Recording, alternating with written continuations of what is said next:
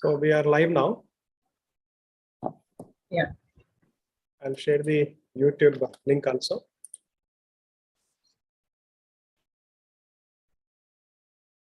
Shall we share it into the delegates group so that they can join? Yes, yes.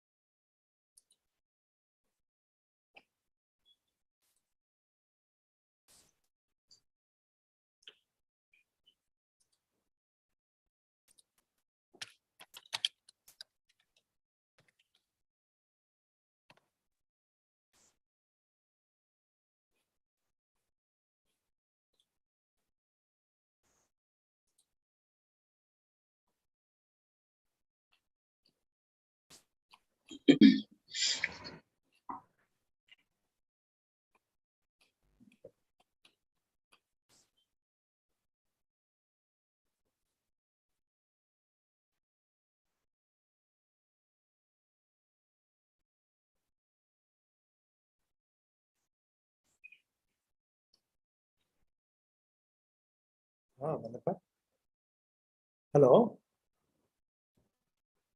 Join ಆಗಿದ್ದೀರಾ?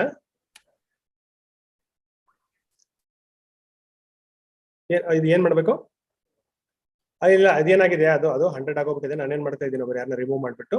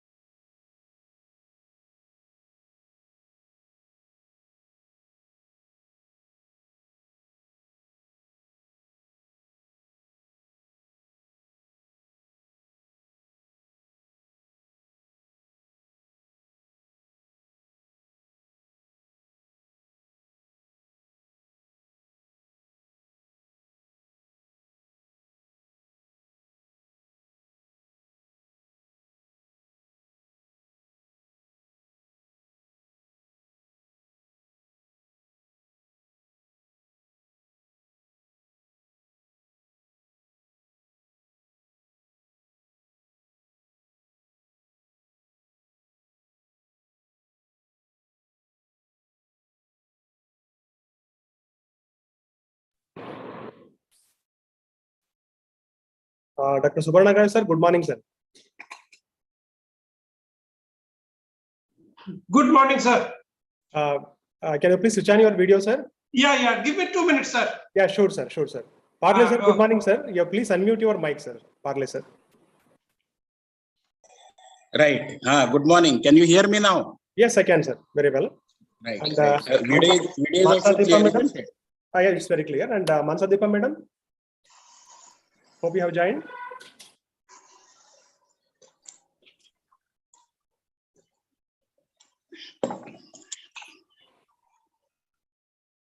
Dr. Manasadeepa, hope you have joined.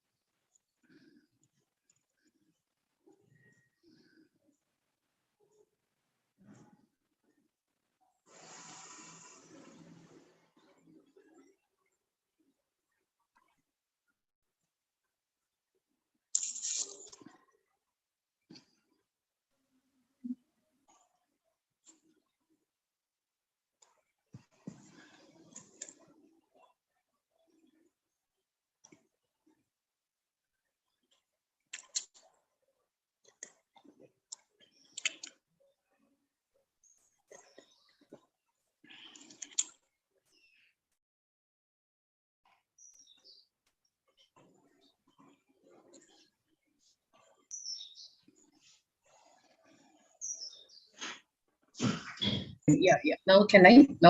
Yeah.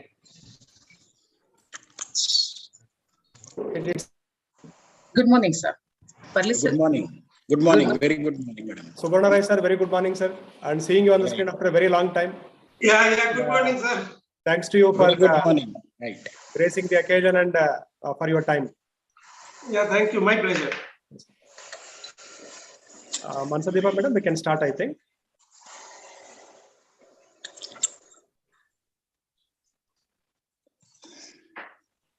Shall we start, sir? Yes. Yeah. Some 50 participants are there. So you can begin, or if the secretary and the host say they are comfortable. Sir, there are you can- 99. There are 99 participants in the screen now. Okay. And around 250 people are listening in the conference halls, including Sharda Vilas, then Parul University, East Okay. West. and some colleges from Tamil Nadu, Andhra.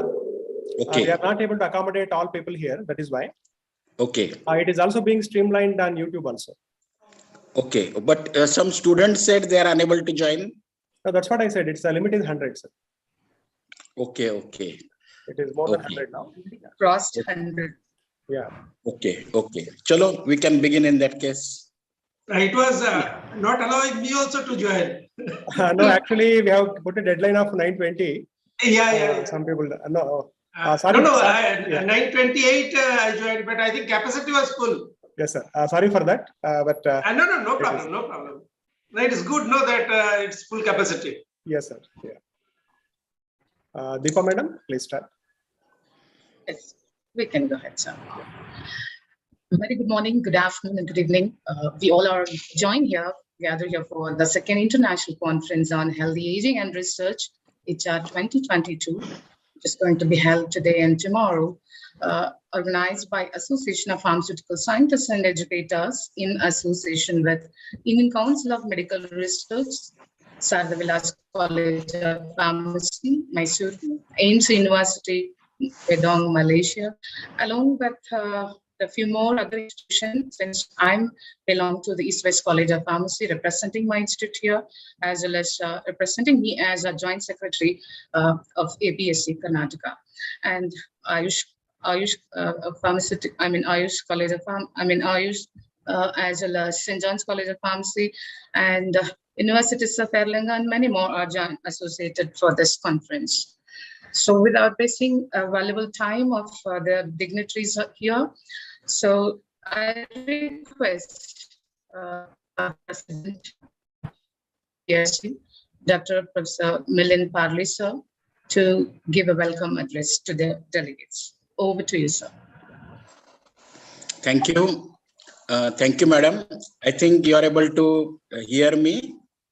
It's perfect. Right. See, at the outset, good morning to one and all, and let me welcome each and every section here.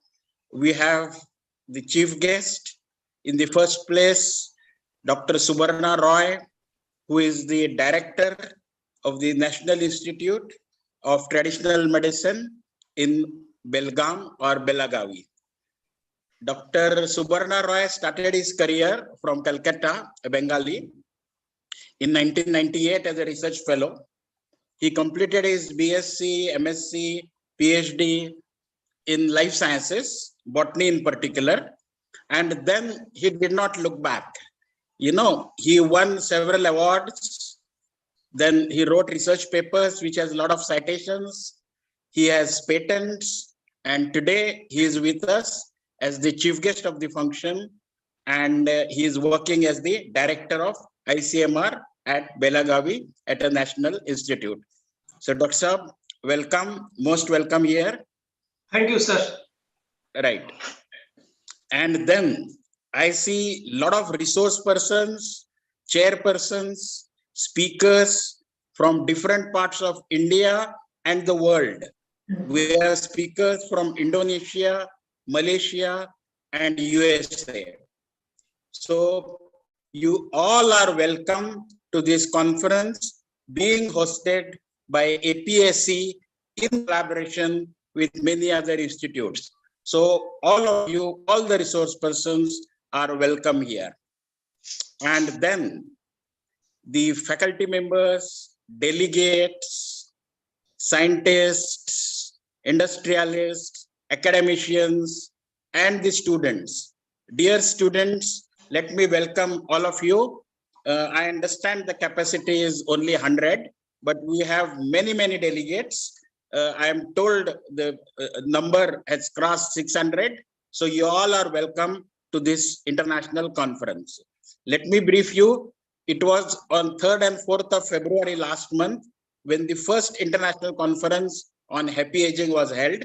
And soon after the success of this conference, the ball started rolling and we started working for the second international conference. Thanks to the efforts of the organizing committee, executive body members of the APSC. Little about APSC. This is an association of pharmacists and educators. This is an international organization. We were constituted, we are just 1.5 years old. And in 1.5 years, we have a lot of achievements. We have conducted more than a dozen conferences at national and international level. The students, research scholars, all have been benefited and we have been receiving excellent feedback. See, the goal of education is to build men and women who are confident, who are creative, who are noble human beings, and who are inventive. And that is what our association of pharmaceutical scientists and educators has been constituted with. We have been enriching the knowledge of the scientists and research scholars by inviting eminent persons from all over the world. And we are in the process of registration of this organization. We are in the process. The first bulletin is almost ready. So I welcome all of you once again for this conference. I understand that the local organizing committee, particularly General Secretary, our dear Dr. Hanmantasar Joshi, Joint Secretary Manas Deepa Madam, Treasurer Dr. Kiran Hullati, Vice Presidents Dr. Sharad Wakode, Palniswamy, Arun, and several of them, Dr. Neetu, Dr. Ravindra, who have been working tirelessly for the success of this conference. Arrangements have been made for oral presentations and poster presentations. So well done, a very good job done. Now coming to the theme of the conference, this conference covers several areas. The theme is happy aging, but it also covers drug discovery, traditional medicines, artificial intelligence, and translational research. So the first conference, I delivered a talk entitled, "You are as old as you feel." I'll take the cue from there. See, age is just a matter of mind. If you don't mind, it doesn't matter. If you feel young, you are young. If you feel you're a child, you're a child. And if you feel you are old, you are old. So you cannot help getting older, but don't feel that you are old. You should never feel, See, there are no limits to what you can accomplish in this world, unless you place the limits on yourself. The way you choose to see the things and respond to the things makes all the difference. About aging, see, there are 4 types of aging. First is chronological aging. Chronological aging is number of birthdays you have celebrated, number of years, your birth year, you count and you get your chronological aging. Then we have physiological aging. Physiological aging is something if your systems have started declining, if your physiological functions are failing, you are not keeping well, then it is, you may be 30 years old, but you are physiologically aged because you are not keeping a perfect health. Then third is psychological aging. See, psychological aging is most important. If you feel young, you are young.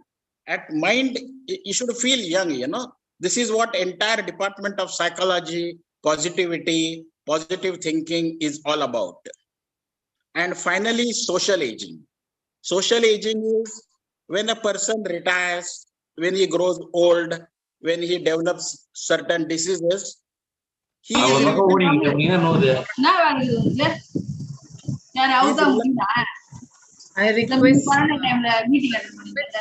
I request the participants, please mute your audio system.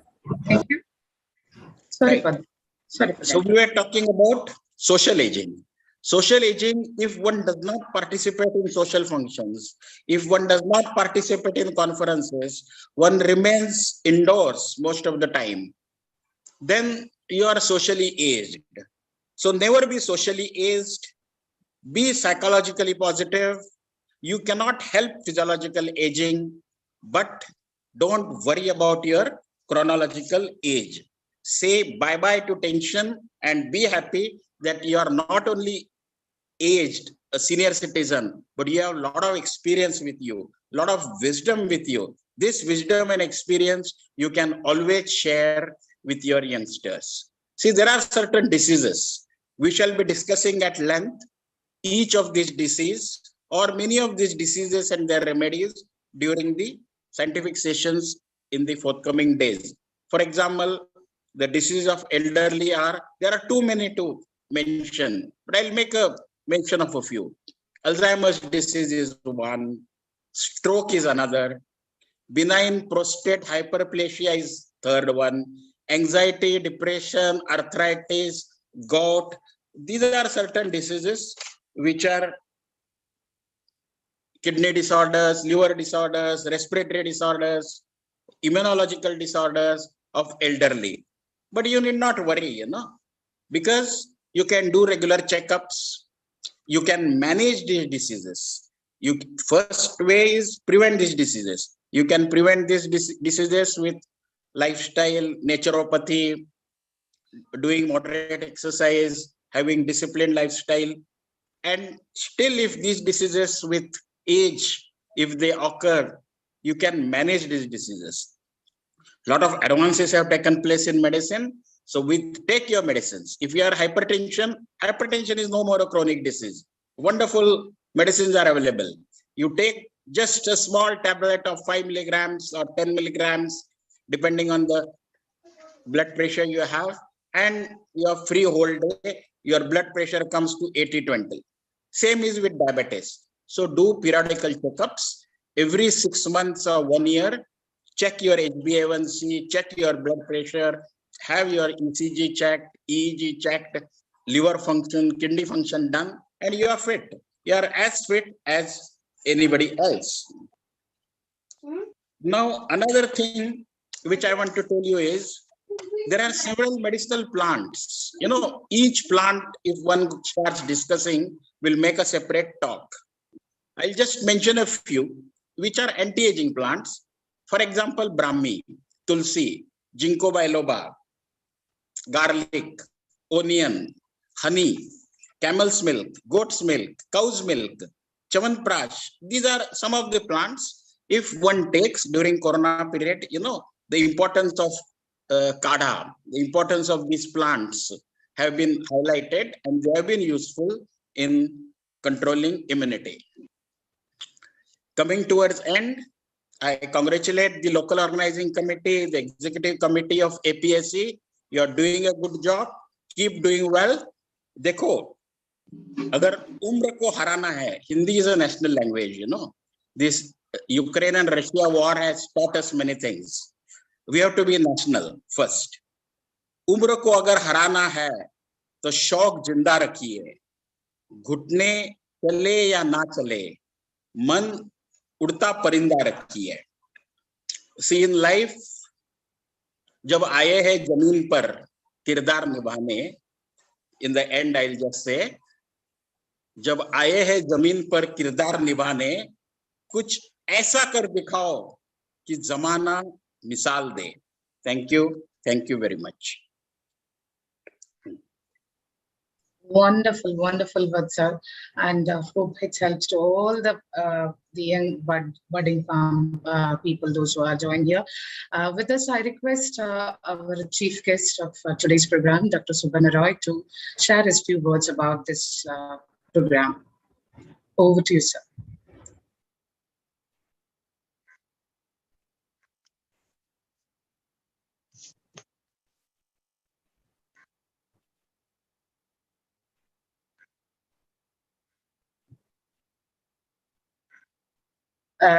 You have to unmute.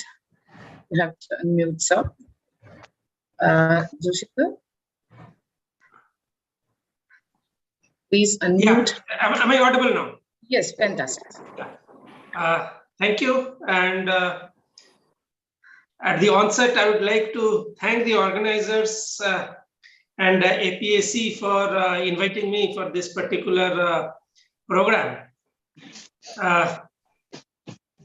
Respected Dr. Milind, our good friend Dr. Joshi, Dr. Deepa, Dr. Muthuraman, again my close friend Dr. Kiran Hulati, the faculty members, the resource persons, the students and delegates.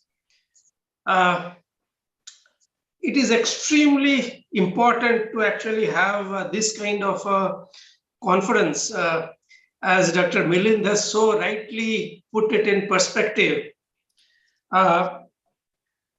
Age is just a number, and there are ways in which we may not reverse the physiological or the chronological aging, but certainly we can work on the psychological aging part, and which is a very important area.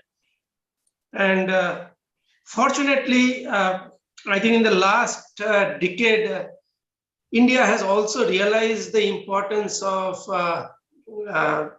age-related ailments and working for the betterment of the aging population.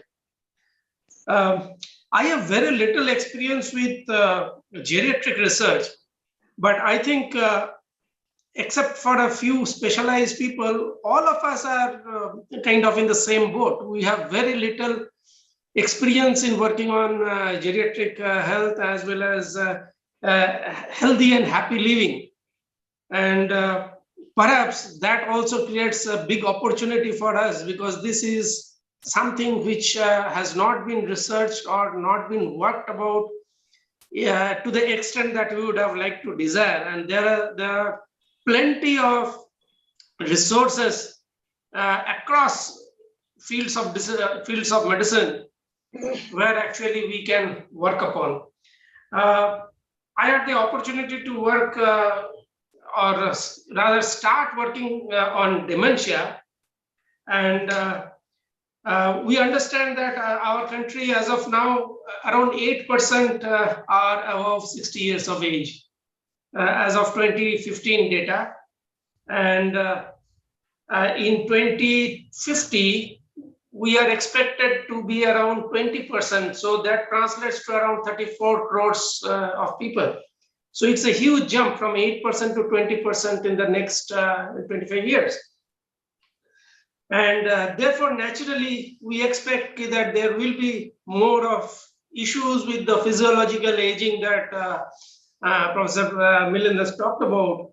And he mentioned quite a number of them, Alzheimer's, treatment of gout. There are so many problems that we expect will be actually increasing with the number of aged people increasing over the years. And therefore, there is a new thrust in research on these aspects. And I understand that there are at present 47 million people who are living with dementia. And the global cost of dementia alone is around 818 billion US dollars per year. So it's an extremely high cost of the dementia alone. And I'm told that around 85% are because of the psychosocial aspect, which is completely addressable. So, so these are areas that are extremely important. And the number of people with dementia as of now, 47 million, are expected to be around 140 million across the world in 2050. And it will be more in developing countries, particularly in India. And therefore, there has been a thrust on addressing these issues right at this point so that we have healthy aging. And this is perhaps the context in which this particular conference is of extreme importance.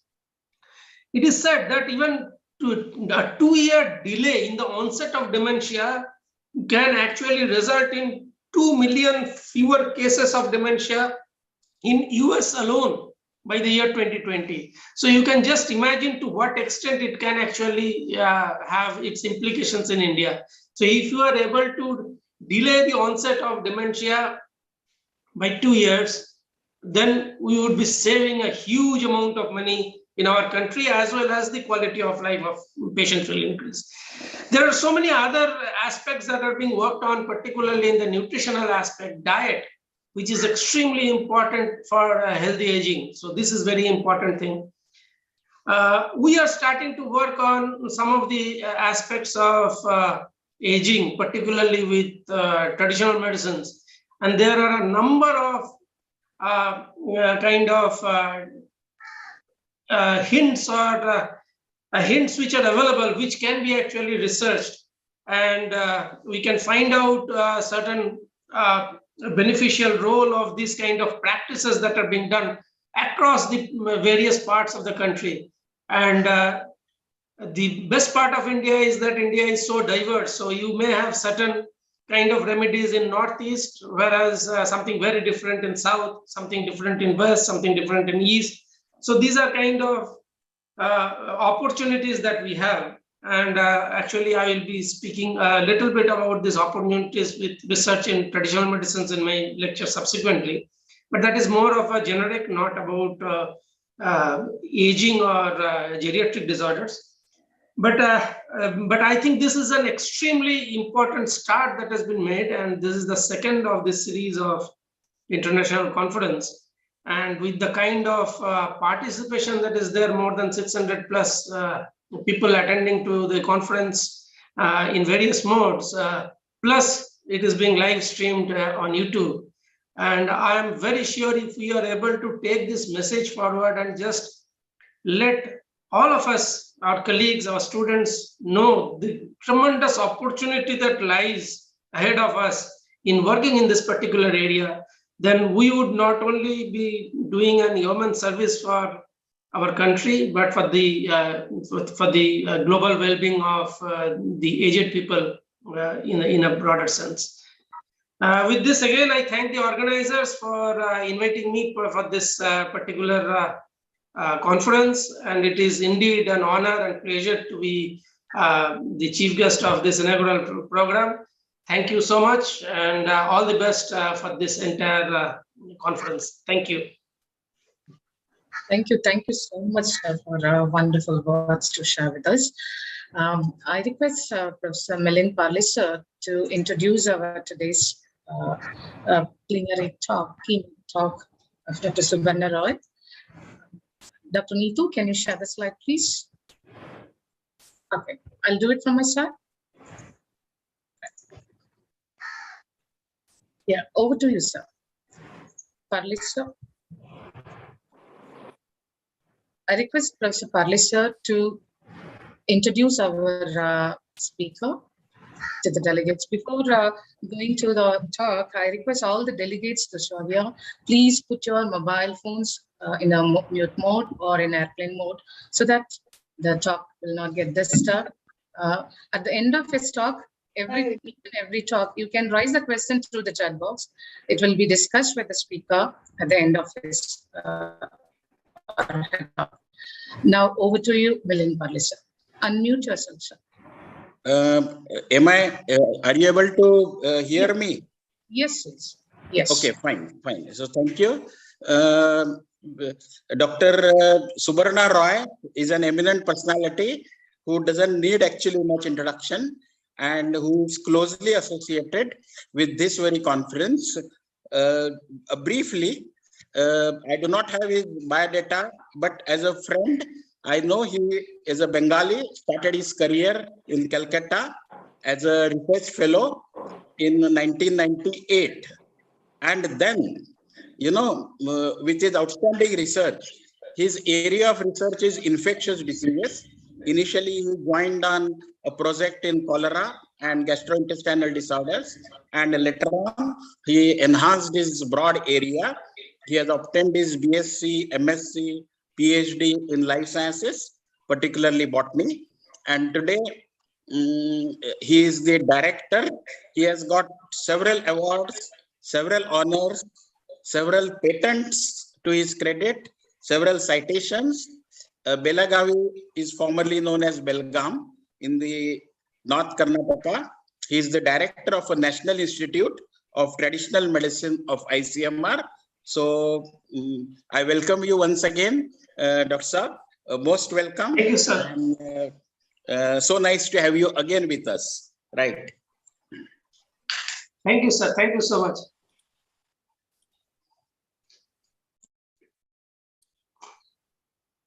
Dr. Deepa, we cannot hear you. I think you are muted. Sir, you are the co-host now. Thank you. Can you please share your slides? Fine. Meanwhile, I request all the delegates, once again, I put a reminder to you, please put your mobile phone in a mute mode and raise your questions in the chat box. At the end of his talk, you can, he will discuss with you. Is my slide visible? Yes, Yes, sir. Perfectly. Yeah. So shall I start? Yes, please, sir. Go ahead. Yeah. Thank you. And once again, my thanks to the organizers for giving me this opportunity. And I am not a very good opening batsman, but it is indeed a privilege and honor to start the conference with presentation on the challenges and opportunities in research in traditional medicine. And I will just briefly talk about the role of ICMR NITM, but that is only maybe a very short perspective in this role. As we all know, is that traditional medicines, despite being practiced across everywhere almost around the world, it divides society, it divides people. You have people mostly on one side of the traditional medicine, as well as you have people on the other side. So I think every now and then you will come across media reports and newspaper articles where you have this continuous fight that goes on between the modern medicine and the traditional medicine.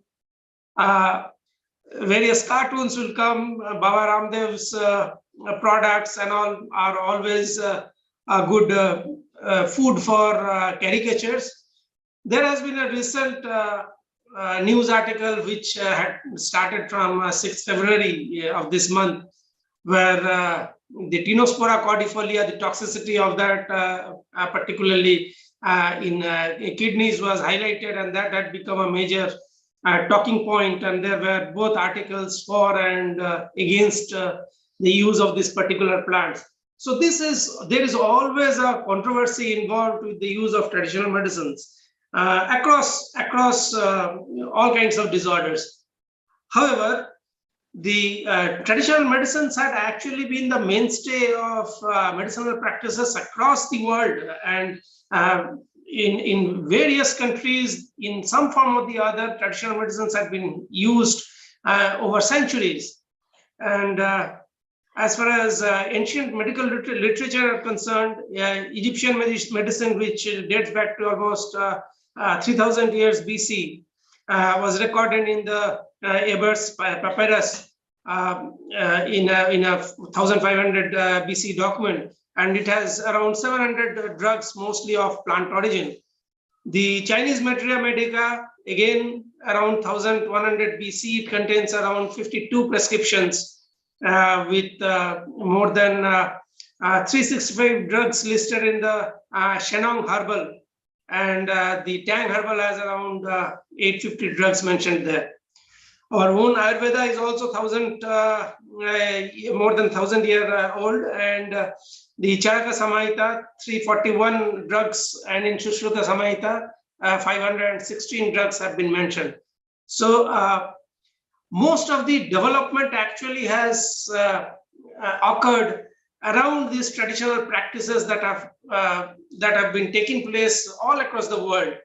And when at those times the world was not as connected as we see today, it was through the travelers and then through the wise men and the scholars that this information actually spread from one part of the world to the other. And the contribution of the Greeks and Romans to this rational development of the herbal drugs was substantial. Dioscorides, a Greek physician around 100 Christian era, accurately recorded collection, storage, and use of medicinal herbs during his travels with the Roman armies throughout the world. And Galen, in around 130 to 200 Christian era, who was a practitioner and teacher of pharmacy and medicine in Rome, is well known for his complex prescriptions and formula used in compounding of drugs. However, it was the Arabs who preserved much of this Greco-Roman expertise during the Dark and the Middle Ages between the 5th and the 12th centuries, and expanded it to include the use of their own resources together with the Chinese and the Indian herbs at that time known to the Greco-Roman world. And you will get a review of the history of medicine in the NLM website. I've given you the link to this website in this particular slide. The United States National Institute of Health has got a section on this history of medicine, which was there across the world. Traditional medicine, again, is a very broad system, and we have codified and non-codified system inside that. For those who are not very accustomed to this nomenclature, codified system actually involves the Ayurveda, Siddha, Unani, Homeopathy, Yoga, naturopathy, the ones which are actually recognized systems and have a legal entity in the country. And the non-codified systems are those which are beyond this and which are more of folklore and ethnomedicinal practices. So they are practiced across tribes, across some of the heritage people. Sometimes it is handed down generation after generation, the knowledge of the practices for various kinds of ailments. So they do not have a formal recognition in terms of healthcare systems, but they are what we refer to as non-codified system, and they often give us a lot of leads into development of modern drugs, as well as in much more refined form, perhaps in the codified systems. So there are various ways at looking at traditional practices. A folk healer will look at the traditional practices as a person perhaps with a lot of jari booties sitting together. Ayurveda practitioner will look at a much more organized way in the therapy is administered in a very well laid down procedures. And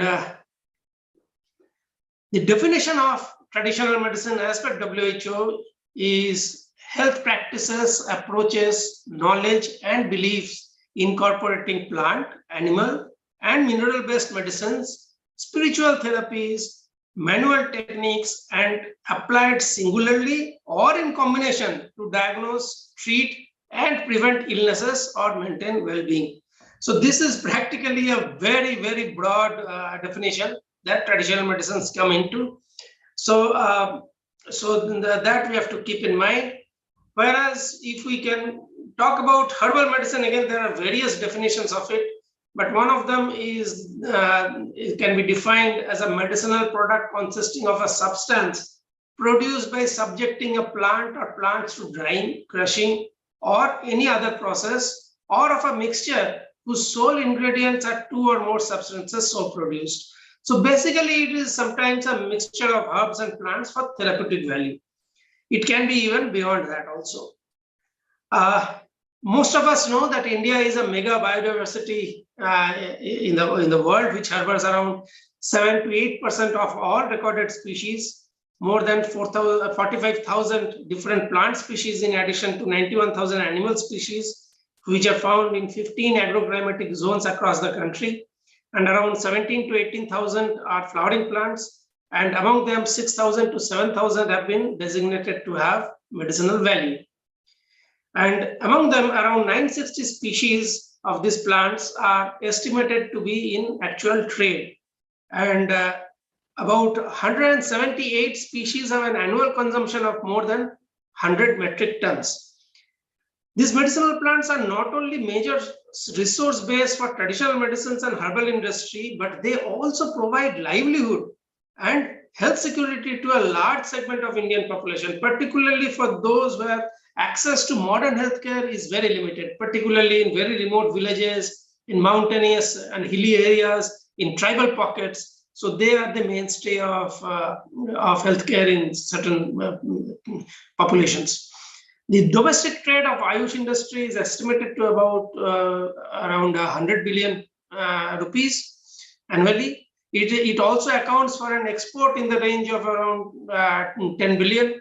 And global resurgence in traditional and alternative healthcare system results in the world herbal trade of around 120 billion rupees, and it is expected to reach 7 trillion by 2050. The Indian share in world trade, however, is quite low. And there are reasons for it. Some of them will be discussed, but not the entire list of issues that actually plague this industry. The contribution of traditional and herbal medicine, particularly, is enormous. And it is said even by WHO that around 80% of the world population actually rely on traditional and herbal medicines for primary healthcare. And around 30% of the worldwide sales of these drugs are based on these natural products. And they have been the precursors to various modern drugs like morphine, quinine, cocaine, turbococaine, and so many other drugs across. It has also provided new leads, new structures, new templates, new scaffolds for drug discovery, and these have been modified into modern drugs later on. So utilizations of these herbal drugs as isolated and as characterized compounds to these modern drugs as we know today developed only in the 19th century. But natural products have played critical roles, such as for antimicrobials and anti-tumor agents. And the popularity of the synthetic drugs in between the last few centuries had increased over time because of the lower cost of their production, the higher time of effectiveness, the easy quality control of these modern drugs, and then very stringent and regulations which are in place in the manufacture, and their quick effects, so they act very quickly. However, as I said, despite all this, 80% of the total population are still dependent on traditional and herbal medicines and natural products, often because they are time tested for their efficacy and safety, and the high cost of the modern drugs that are available today. So the household remedies and the folklore practices are often cheaper for them to obtain. The low availability of the modern drugs in remote areas, as I said, the access to modern healthcare is very limited. So therefore, parallelly, the use of traditional medicines has actually thrived across various pockets and across various civilizations across the world.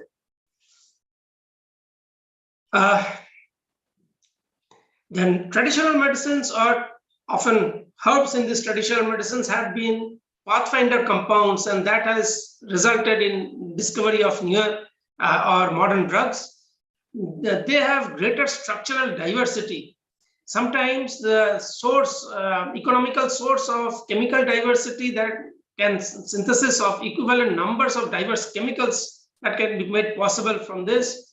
The source of novel low molecular weight agents are herbal medicines. They are capable of being absorbed and metabolized perhaps easier and sometimes orally active. Then 39% of this out of 520 newly approved drugs, according to one data, are natural products. And around 60 to 80% of the antibacterial and anti-cancer drugs are natural products. But interestingly, only less than 10% of the world biodiversity has been screened for their biological activity.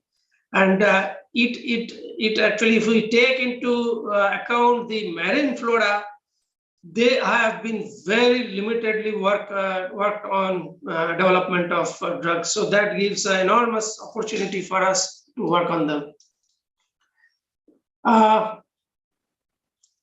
Current drug discovery from plant-based upon bioactivity guided fractionation has led to isolation of many important anti-cancer drugs such as paclitaxel, camptothecin, and many others.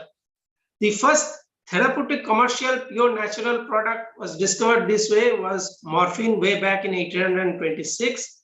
And the first semi-synthetic pure drug, which was aspirin by Bayer in 1899, was based on salicin isolated from Salix alba. Isolation of other drugs also followed. There are plenty of examples for that, and some are still in use, and others have undergone development from their plant-derived compounds, and sometimes they are synthetically made. This is a list of the success stories from botanicals. This is only a few that have been listed, which are very commonly used. I'm not going into the detail of them, but there are most of them are actually derived from the natural sources. There has been a resurgence in herbal medicines recently. The use of herbal medicines or phytonutrients or nutraceuticals, we may say, has increased across the world, and the past decade has witnessed a surge in the acceptance and public interest in natural therapies, both in developing as well as in developed countries. And nowadays, these are also made available in food stores and in various unregulated pharmacies. And around 4 billion people, again around 20%, around 80% of the world population living in the developing world rely on this. And traditional medicine is viewed as an integral part of various cultures across the country. Now, the health policy, National Health Policy of 2017 actually talks about pluralism in the healthcare. And it is trying to link the wellness centers with the primary, secondary, and tertiary healthcare facilities that are available in the country. And what it says that it will entail providing access to assured Ayush healthcare services, as well as support documentation and validation of local home and community-based practices.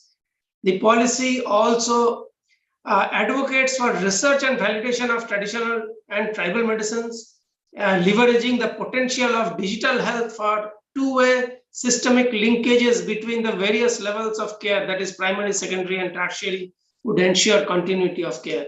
So therefore, this policy actually envisages a kind of link between the existing system and the traditional the medicine systems, and tries to make it as a complementary or a kind of integrative practice. And the start has been made, but there is a lot of things to be done in this particular aspect. Very recently, on 11th February, Amazon has launched an Ayurveda storefront for exclusively for Ayush products. And so you can just imagine the kind of market and the kind of increase that the giant actually sees about the Ayurveda products. So therefore, they know how much the market is increasing in this particular area. And it is not only from the pharmacy, but through online systems, the demand has increased tremendously over the last few years. This was a packet that was received by my wife after she tested positive for corona in February 2022. She is in Chennai. So they have actually, along with the other medications like paracetamol and all, they had given some Siddha medicine also, which is circled here in red. And so this is how even the governments are also trying to integrate both the traditional systems as well as the modern healthcare systems into the health delivery in their respective ways. The resurgence of herbal and traditional medicines has been perhaps because of the large number of side effects that are often associated with modern drugs. There are problems with drug-resistant microorganisms emerging, particularly for infectious diseases. There are emerging diseases like AIDS, dengue, chikungunya, Ebola, SARS, now the SARS-CoV-2, where no suitable medications are available. There is a need for effective drug for chronic and difficult to treat diseases such as cancers, cardiovascular diseases, diabetes, rheumatism. Many of them are actually the diseases where actually the aged people get more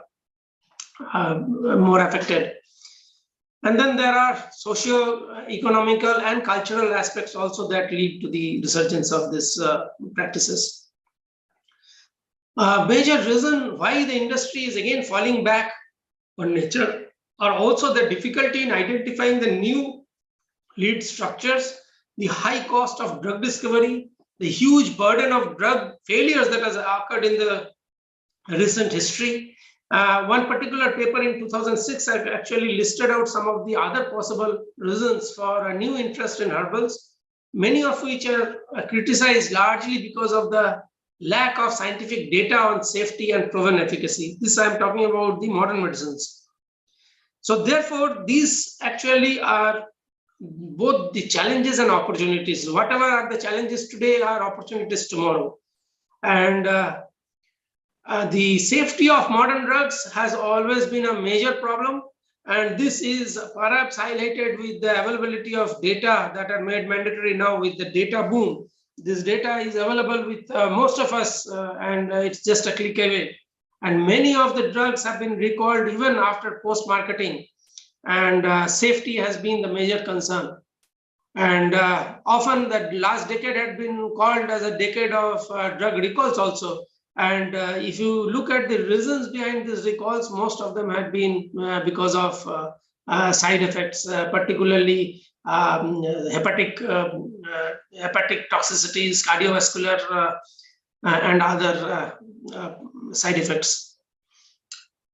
There had been quite a number of issues with discovery of modern drugs, even from traditional medicines also, like morphine from poppy, quinine from cinchona, cocaine from coca, tarbucocaine from tube. So like that, lot of issues are there. Again, those also, it's a lot of toxicities and all are involved in that.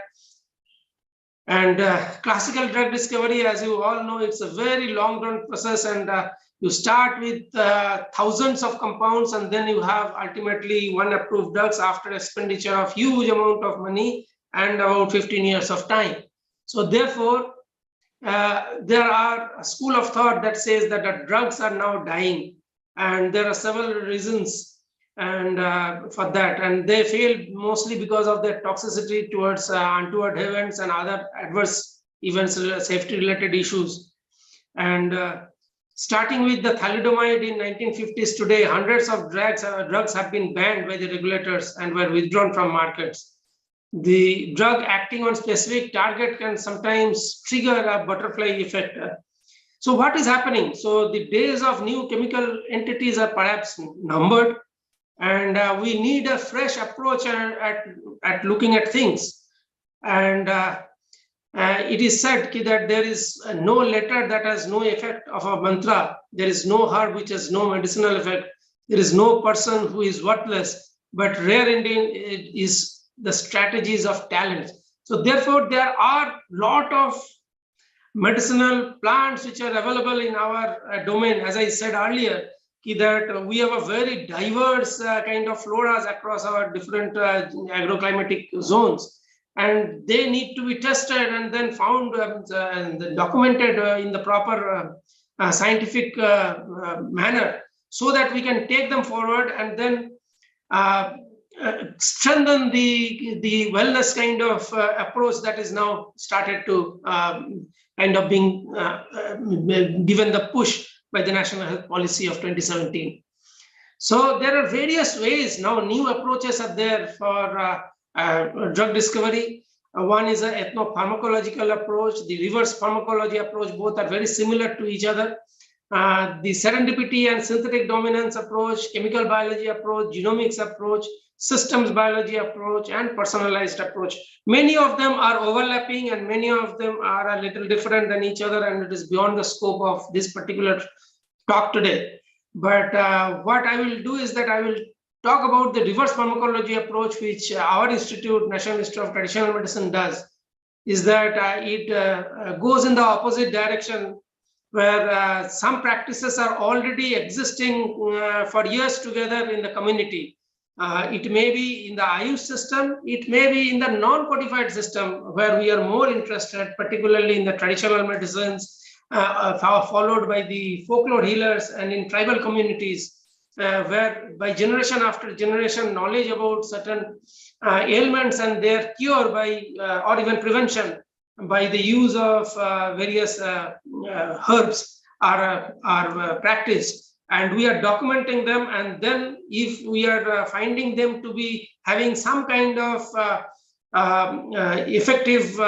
effectiveness and they are safe, then we take them into the laboratory research, and then we carry out detailed toxicological studies and the efficacy studies.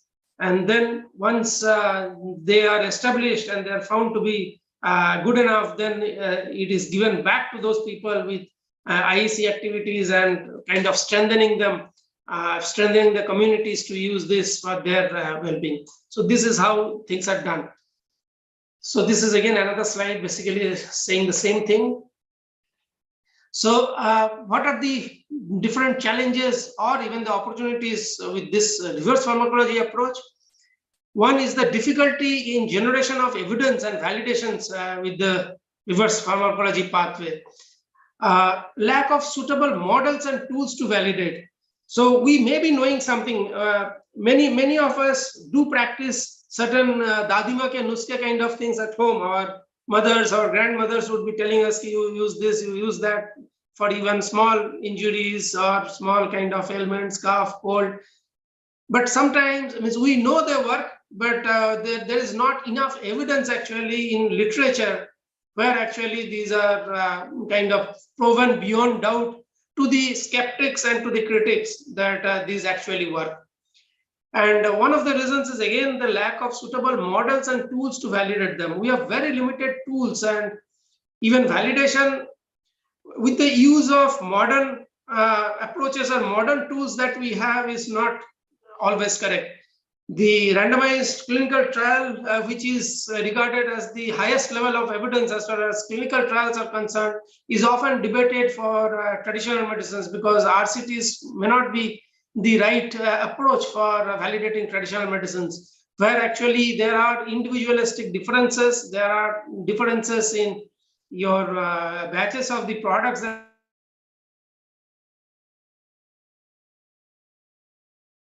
difficulty in actually using suitable models and tools to validate them. Then the issue of the standards and quality. This is a major problem that we have. Just can anyone say that if I am audible? Yes, sir, I hope perfectly. Yeah. Okay. Just wanted to reconfirm. Yeah. Yeah. Okay. So the standards and quality of traditional medicine is of major concern. In one of the studies that we did on Gymnema sylvestri, many of you will know that it perhaps forms a major constituent of many of the anti-diabetic or anti-hyperglycemic drugs. This Gymnema sylvestri, we had actually collected from its where it grows mostly in the Western Ghats and the Eastern Himalayas, and we found the variations in the active principles, which is gymnemagenin and gymnemic acid, was as much as 35 times, even from plants collected from the same locality in the same season. So if we actually make products with this particular variations, then we are likely to get efficacies that can differ 35 times. So these are issues that we actually face in reality. So these are things that needs to be looked into, standardized, and the quality issues actually overcome. Again, variability of bioactive constituents, as I said, that they vary with even the plant, the genetic or the chemo profile of that particular plant, the season, the age of the plant. And there is no established protocol or guideline to actually do research on traditional medicine. You will find a lot of papers on traditional medicines, but uniform protocols and guidelines are missing. There are also legal and ethical issues as far as research in traditional medicines are concerned. Say, for example, in Ayurveda systems, there are use of bhasmas and heavy metals. And it is said that it is actually permitted the levels of the heavy metals which are present in the classical formulations which are documented. It is permitted to be used. But if you look at the standard of modern medicine, then those will be beyond the permissible limit of the heavy metals. So you cannot use them. So these are contrasting examples that we find sometimes. So, and then there is not much of mechanisms in which we can overcome them as of now. So these are areas where we have to look for and find solutions to. There are other issues also, like depleting plant and natural resources. Most of the very important medicinal plants are sometimes getting endangered and sometimes getting completely depleted. So we are losing the resources and actually a source of medicines. There are problems with misidentification, substitution, adulteration of food drugs. In one of the study with Saraka Ashoka, which is used as a very potent tonic for gynecological disorders, the Sita Ashoka plant. In 5 market samples that we collected from 5 states, we did not find even a trace of actual Saraka Ashoka in these food drugs. Often it happens it is substituted with the false Ashoka, the Polyalthia longifolia, instead of the Saraka Ashoka. So it can be a issue with misidentification or sometimes intentional adulteration or even substitution. So this happens because even Saraka Ashoka is also, it is a red listed plant and its availability is very limited. So, and the bark is generally used for this. So these are issues that we face with plant resources. There is also microbial contamination and shelf life issues with traditional medicines. Most of the traditional formulations have certain shelf life, and we need to find solutions to microbial contaminations that happen over time. And most of the general public, they feel that anything which is herbal origin is safe and it is not toxic, which is not the case. So safety and toxicity is also an issue with traditional medicine. So and those who are toxicologists, they know that even toxic materials can be drugs, and even drugs at certain doses can be toxic. So we need to understand the therapeutic limits of this, the window of this plant-based drugs that we actually use. Then accordingly, the mode of action of various traditional medicines largely remain unknown. That is because it is not perhaps the single substances or bioactives that actually work. It is sometimes a combination of these which are present in formulations. Most of the time when we try to go for activity guided fractionation, we find after a certain time that the activity reduces. That is perhaps because of the loss of certain co-components which might be there along with the main active ingredient of that particular formulation. So therefore, actually generating the mechanism of action becomes difficult. But still, there are quite a number of studies in which various traditional medicines, their active principles have been worked out, and the mechanism of action has been generated. So this is the path, the kind of metabolism and the pathways that we knew until today, and then we try to find out where actually the active principles act, and which actually enzyme is inhibited or which is enhanced, and that's how we generally give a example, give the evidence for its mechanistic involvement. However, the metabolism that we knew today, and with the development of the modern technologies, and with identification of so many genes and gene products, this is the Google map of the metabolism or the pathways that we have today. And those of you who cannot understand that, these are actually chemical reactions that are happening within the cell. So if we actually blow out this picture, so we will be able to know each of these reactions that happen. So you can just imagine we are in a sea of knowledge of various reactions and the systems biology, what we call, or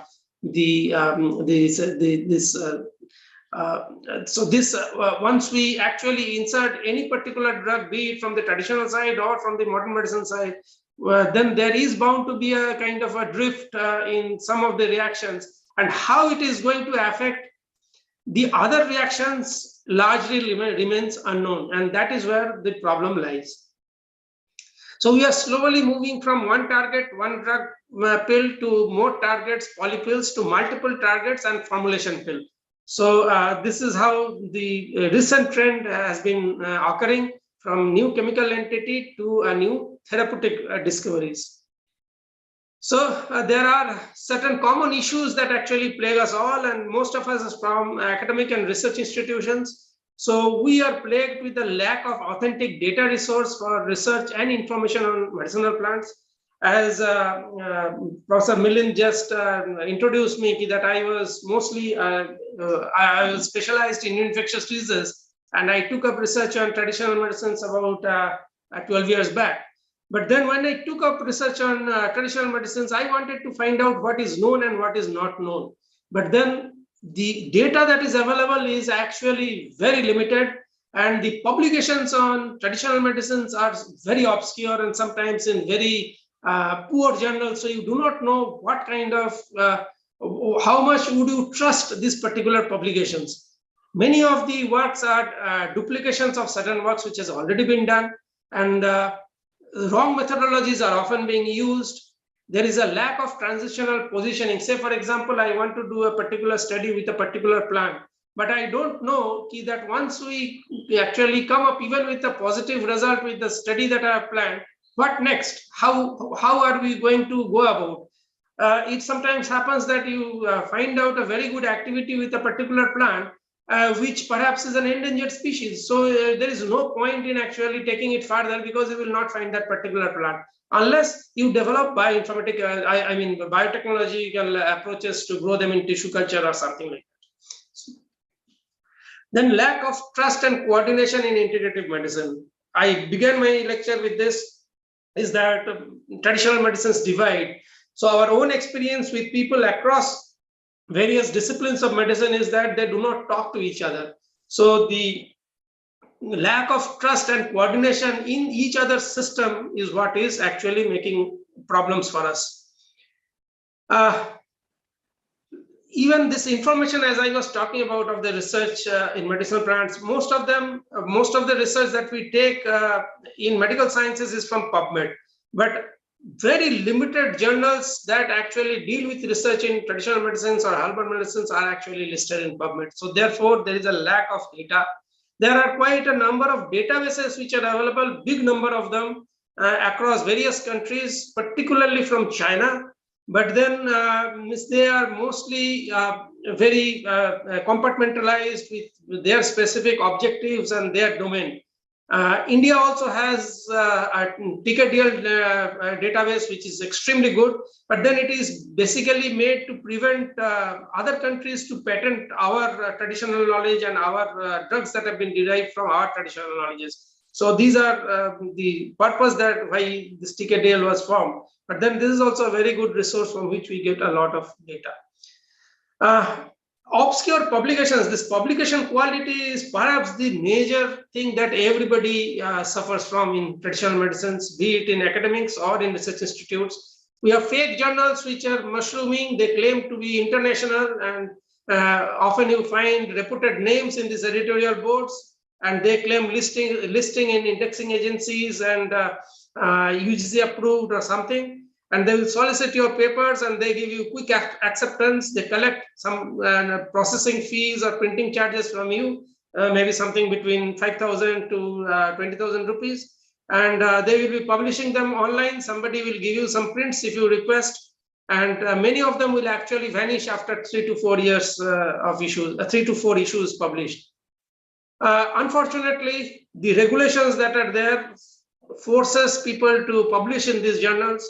And as this cartoon says, the authors actually declare a conflict of interest that the senior author's promotion and the first author's job depend on the outcome of this particular study. So the publish and perish rule actually is contributing to this kind of poor publications, particularly in this area of traditional medicines. Why I am talking about the area of complementary alternative medicines or traditional research is this particular slide. It is of extremely great concern for us. If you look at this particular curve, on the y-axis you have sites per document, and on the x-axis you have the H index. So any papers or any publication or any field which are listed here in the right, the field wise, if you have anything which is on the extreme right and on the top, then they are the best quality.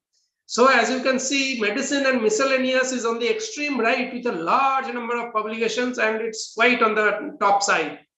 But if you look at the complementary medicine and alternative medicine, it is far, far behind in the x-axis as well as much down in the y-axis. So this is a data taken from Scopus. And therefore, this is an authentic source of telling you that the quality of research publications as far as traditional medicines is concerned, complementary medicine is concerned, and alternative medicine is concerned, it is extremely or much poorer than what we have in the modern medicine counterpart. So there are issues with duplication of the work. Sometimes it directly follows from the publication issue that I talked about with obscure journals. And the translatory research is normally not followed up. We just publish for publication's sake because we need a PhD, we need a promotion, we need a paper for our survival. So these are the kind of issues that are there. We actually do not look into the kind of the life cycle of the product or the substance that we have taken up for the research. So there are also problems with copying, repetition of previously carried out work, some to an extent plagiarism also, and it results in loss of time and resources. This cartoon shows high impact publications. This is Isaac Newton sitting under the apple tree, and he sees an apple falling from the tree, and he discovers the law of gravity. So what we generally do, we say is see that oranges also fall from the tree, and we say that oranges also follow the law of gravity. So that gives you a low impact research paper, so which is more or less obvious. But we generally keep following what others have done. As far as methodology is concerned, we often use old methods and single method models. It is always good to use relevant methods, multiple types of models to actually authenticate what we have done. And many of the journals are actually now not taking antioxidant activity and antibacterial activity or immunomodulatory activity if they are not used in a proper with a proper method with multiple models and multiple tools being used. Again, lack of translational positioning. As I said, that each research that we take, we need to look at down the line where actually we would like to take our product or process or the work to the community or to its rational use. So if we are looking at formulations, then there can be a Ayush pathway in which there is a Ayush drug which is already used, and then there is a Ayush pathway for actually following the course of drug development. Then there is a phytopharmaceutical route where you have 4 or more substances in phytochemicals in a particular formulation, and then you take the phytopharmaceutical route and you can patent that particular formulation and then make a new phytopharmaceutical drug out of it. Or the classical FDA route where you have single molecules and you take the classical pathway, which takes a long time and it's very very costly. So there are these kind of routes that you need to identify at the very beginning of the study that you want to do. And anything which is not commensurate with these routes, however good the study is, will be difficult to translate or take it into its use in the community or in the public. And screening and activity studies are no longer funded by reputed funding agencies. Most of the funding agencies, including ICMR, do not encourage screening studies only. So they like more of a focused studies where you are developing something or you have some kind of a product or process or some kind of a public health good that you are delivering when you are writing a project. I talked about the coordination for integrative medicine. There is a lack of synergy between the modern medicine practitioners and the Ayush or even the traditional practitioners. There are legal issues with the treatment of Ayush and modern drugs. So from from cross disciplines, they cannot prescribe the drugs. Sometimes not sometimes, it is always the traditional practitioners are actually regarded as quacks legally. So they are not recognized. So they are sometimes, the law actually acts against them. So even if some person appears to be actually having some substance in whatever the treatment is giving, but in the eyes of law, he is a quack and actually is not a recognized practice. So there is a lack of generalized framework for IPR registrations on herbal medicines. Sometimes we validate something and we find it is very good and effective, But after some time, we find that the same thing is perhaps used in far away, some 500 kilometers away from that region. So who actually owns that IPR? Who has the intellectual property right over that formulation? So these are issues that come into picture, which needs to be sorted out. I will end here with a quote from Dr. APJ Abdul Kalam. He had said that knowledge has always been a prime mover of prosperity and power. In the 21st century, a new society is emerging where knowledge is the primary production resource instead of capital and labor. Efficient utilization of this existing knowledge base can create wealth for us in the form of better health, education, and other indicators of progress. Whether a nation qualifies as a knowledge society is judged by how effectively it deals with knowledge creation and knowledge deployment. So we are sitting at in this particular conference where we expect a lot of knowledge generation to happen. And with this, I would like to thank you and the organizers once again, and would like to take questions, if any. Thank you so much for the wonderful the knowledge sharing with us. And delegates, I request Professor Milind Parle sir to take over the question and answer session. Parle sir.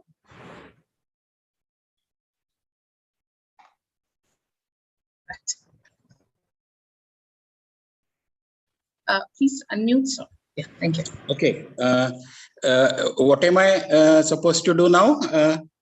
Question hour session? Yes, please. Yes, sir. Okay. So we have heard a wonderful talk by Dr. Subarna Roy, and he has really touched upon several aspects of traditional medicines. So he has raised several issues also at the same time, and an excellent presentation. This presentation is now open for question hour session. I request the young students to come forward, and one by one, we also have an award for the best question or best questions. So please feel free, write in the chat box, or you may unmute yourself and please ask the question. The speaker would be very glad to answer your question. Please, students, please. There is one question from Priya June given in the chat box. I will try to answer that. In fact, this is a very interesting two questions that she has made. What is the procedure for standardization of traditional medicines? This is a very broad question, but yes, this is actually a challenge that I actually talked about.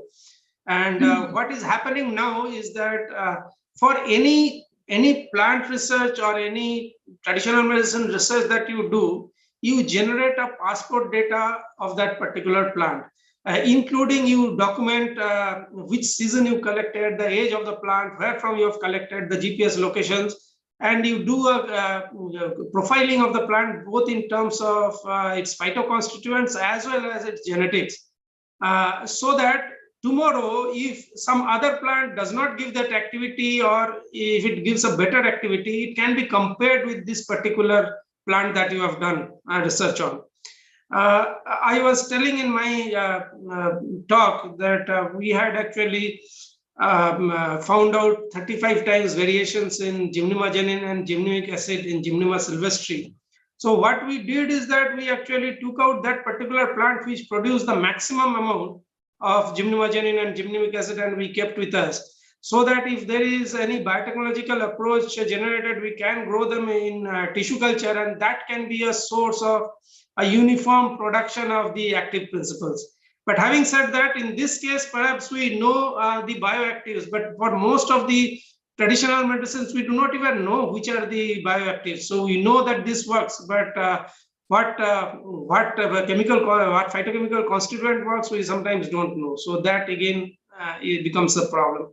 But yes, what I suggest is that if we are doing, we should be trying to document as much as possible the detail about the particular plant or the formulation that we have worked on, so that it becomes a kind of an authentic thing. And if somebody tries to do the same thing with repetition of that, gets the reproducible results. Are there any systematically designed clinical trials on traditional medicine? Yes, there are a few number of them, but again, the methodologies and all are quite different and very varied. So, so that is again one area where we need to work upon. But it may not be possible for us to kind of develop some kind of a fits-all kind of a technique. So it has to be with the particular disease and the remedy that pair that you are taking, and that has to be done this way.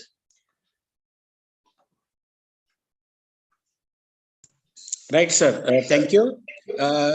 Any other question? Anybody else? Please feel free.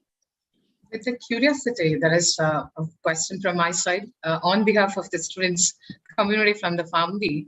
So it's nothing wrong. As a faculty, I want to raise the question on behalf of the students. What is the role if they come to the drug discovery as a family students? Can you be to narrate in a brief way, sir? Yeah, this is a very something actually I missed. I should have told about this because a lot of pharmacy students and faculty are here. ICMR NITM is the only ICMR institution which is mandated to work on the traditional medicines. So we are basically trying to bridge the gap between the Ayush and the traditional practices and the modern medicine system. ICMR's strength is in the community research, the public health aspect of it. Basically, we are trying to kind of validate or develop cost-effective healthcare for public health use. So therefore, what we are now trying to do is to connect between the community and the hospital side and the laboratory side. We have made a health systems research department where actually they are our scientists are generating data on the pharmacovigilance and pharmacoepidemiological data on various traditional practices that are happening, and those which actually seem to be good in terms of this community-based studies, that we will be taking into our laboratory for laboratory validations. So, and then once they are validated, then they are given back to the community to empower them. And this can be actually tagged with some of the kitchen gardens, and they can actually kind of, if they are tribals, they can actually be a source of sustenance for these tribal communities, as well as they will be actually enriching the depleting plant resources in the places that they live. So this is how we are trying to stitch things together. In this health systems, we have people, mostly the scientists are from medical background. We have public health people, we have medical pharmacologists, we have social scientists also, because we work with the social, with the people there. So mostly getting information from them.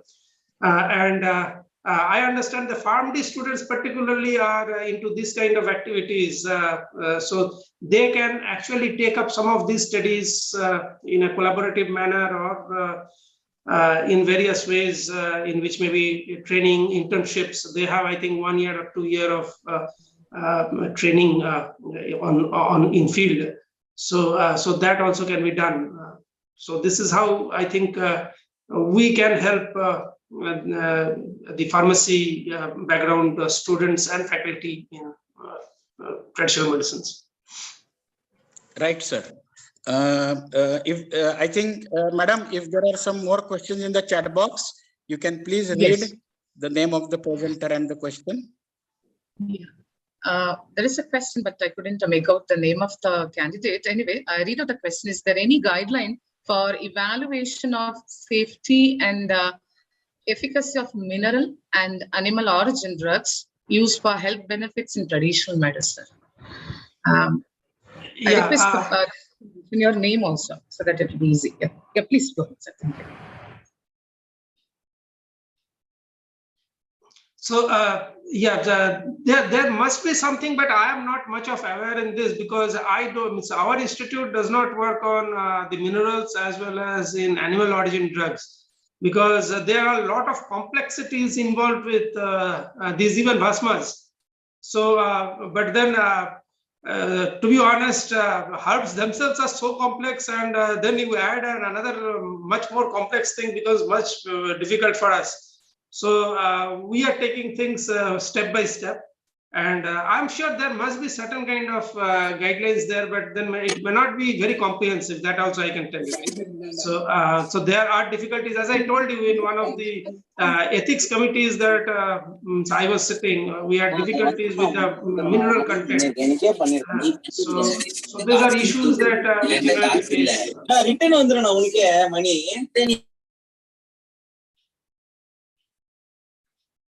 Mr. Vagish, please mute your audio. Yeah. Thank you, sir. Sorry for the interruption. Yes, please.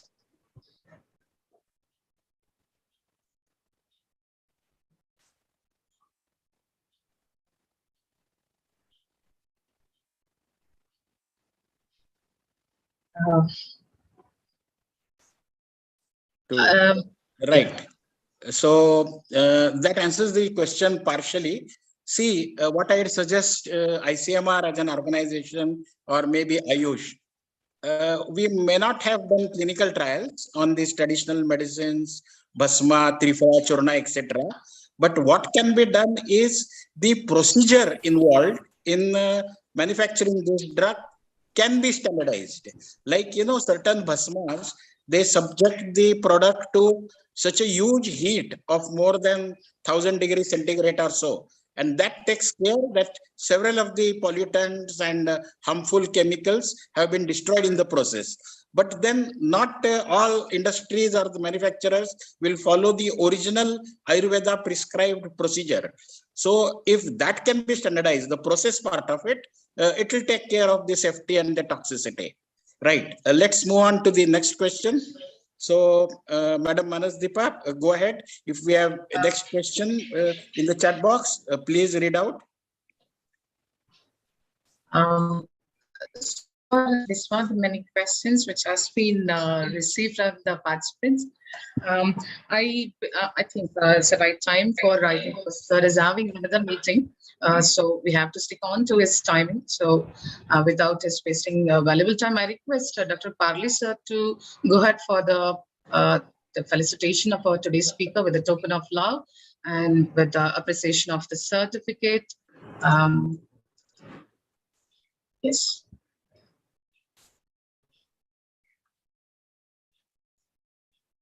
Yes, please, sir. Please, over to you, sir, Parley, sir. I request Dr. Parley, sir. Yeah, you have to unmute. You have to unmute your audio. Dr. Joshi, technical team, please take over the. Yeah. Okay. Thank you so much. Thank you so much, Dr. Thank you, Subarna sir. Roy. Thank you. Thank you. And, physically, initially we thought that we would hold this conference physically, but it so happened that several speakers from foreign countries said that they would prefer online in the presence of Corona and the Ukraine-Russia war.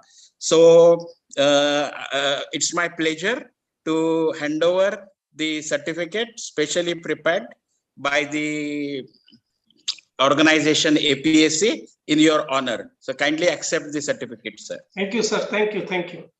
Right. Thank you. Thank you so much, Professor Parley sir and Dr. Roy sir for joining with us, even though you have a busy schedule. Once again, big thanks from our APSC. On behalf of APSC, we are conveying our sincere thanks to you. Let me move on to the next one, the session. Professor Banappa sir is with us. For this, I request to chair the session, Dr. Rajendra. Dr. Rajendra is presently working as a principal, Kripanati College of Pharmacy, Bangalore. He won Best Research Award and also had published his research papers in various national and international impacted journals, as well as the conferences. Also, he's a part of various university and state-funded projects. With this brief bio sketch, and I would like to request Professor Rajendra sir to read the bio profile of Dr. Bannappa Ungar, our next speaker. Over to you, sir. Professor Rajendra. Yes, sir. Yes, madam. Good morning to all of you. Good morning, participating delegates and the dignitaries, and my dear Dr. Bannappa Ungar. So, good morning, sir. How are you? Sir, good morning, sir. I'm fine. Nice meeting you all, sir, here on this platform. Thank you. Mansadip, madam, please change the slide so that we can read the background.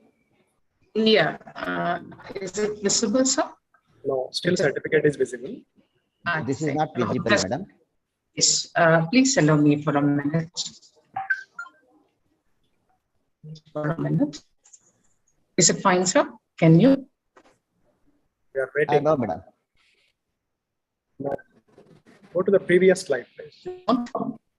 Yes, I'm just. Yes. Just Yes. It's visible now. It was visible. Yeah. Thank you. Still, it's not visible, madam. Can you? No, No, not visible. you are sharing. You are sharing. It will take a moment. Yes, no. Meanwhile, hearty welcome to Bannappa, our very good friend and one of the very eminent scientists of the country, and as well as our very good dynamic principal and very a good researcher, Dr. Rajendra here. Thank you, sir, for your words. Sir, I would like to say that I am an humble beginner scientist yet to achieve lots of things. Thanks for your kind words, Sir Harmanta Joshi, sir. Thank you. And we also welcome the other chairperson, Dr. Basavana sir, the professor and HOD, clinical pharmacology of Mysore Medical College and Research Institute. Hearty welcome to you, Basavana sir. Please unmute, sir, Basavana sir. Yes. Okay. Good morning to all of you. This is Dr. Rajendra, and I'm chairing today's international conference. First of all, I would like to thank our beloved friend, Dr. Narsim Sar Joshi, for having me invited to this international conference. And also, I would like to thank the whole organization and the Sharda Vilas College Trust for having trusted me and given this opportunity to, in fact, welcome the speaker of the today's session. And today's session is, of course, is going to be given by Professor Dr. Bannappa Ungar. And Dr. Bannappa currently working as Deputy Director, Indian Council of Medical Research, National Institute of Traditional Medicine, Belgavi, Scientist E, Deputy Director grade, ICMR, National Institute of Traditional Medicine, Nehru Nagar, Belgavi. He has completed his master's and doctorate in pharmacology, his research area pharmacology of traditional medicine, and has guided postdoctoral and PG research projects in Ayurveda, pharmacology, and MTech bioinformatics. He has received grants and funding for completed and ongoing works like immune response to precautionary third dose of Covishield, Covaxin among healthy adult population, an SMR cohort study, and it's a long study in India. He is membership holder for professional societies and institutions and many other committees. He is a professional service and also has applied patent for his ongoing research and many more. And with this brief introduction, I would like to welcome Dr. Bannappa sir to this session, international conference. And I would like to hand over now the stage to Bannappa Ungar. So the stage is now to you, and please go ahead with your presentation. Thank you, sir. Thank you for your kind words. I would like to add that here, whatever we have done, it is under the able guidance of our director. The funding which you mentioned is under the able guidance of our director, sir. We are working together in that project. So, madam, can you please allow me to share my screen? Host disabled participant screen sharing. Just give him a moment, sir. Dr. Joshi, sir, as well as technical team, please take over. Yeah. You are the host already. At the outset, I would like to thank the organizing team for giving me an opportunity to give a talk on this topic of my interest. Actually, it is I am fond of this model organism. So, and this is a necessity also in terms of these ethics as well as scientific progress in economical way. So I'll be sharing some of the, of course, I'm not working on these neurological or neurobehavioral studies. We have some plans to use this model organism for such things also. I'm presently working on this, the model for these metabolic disorders. Yeah, let me share my slide. A few minutes, please.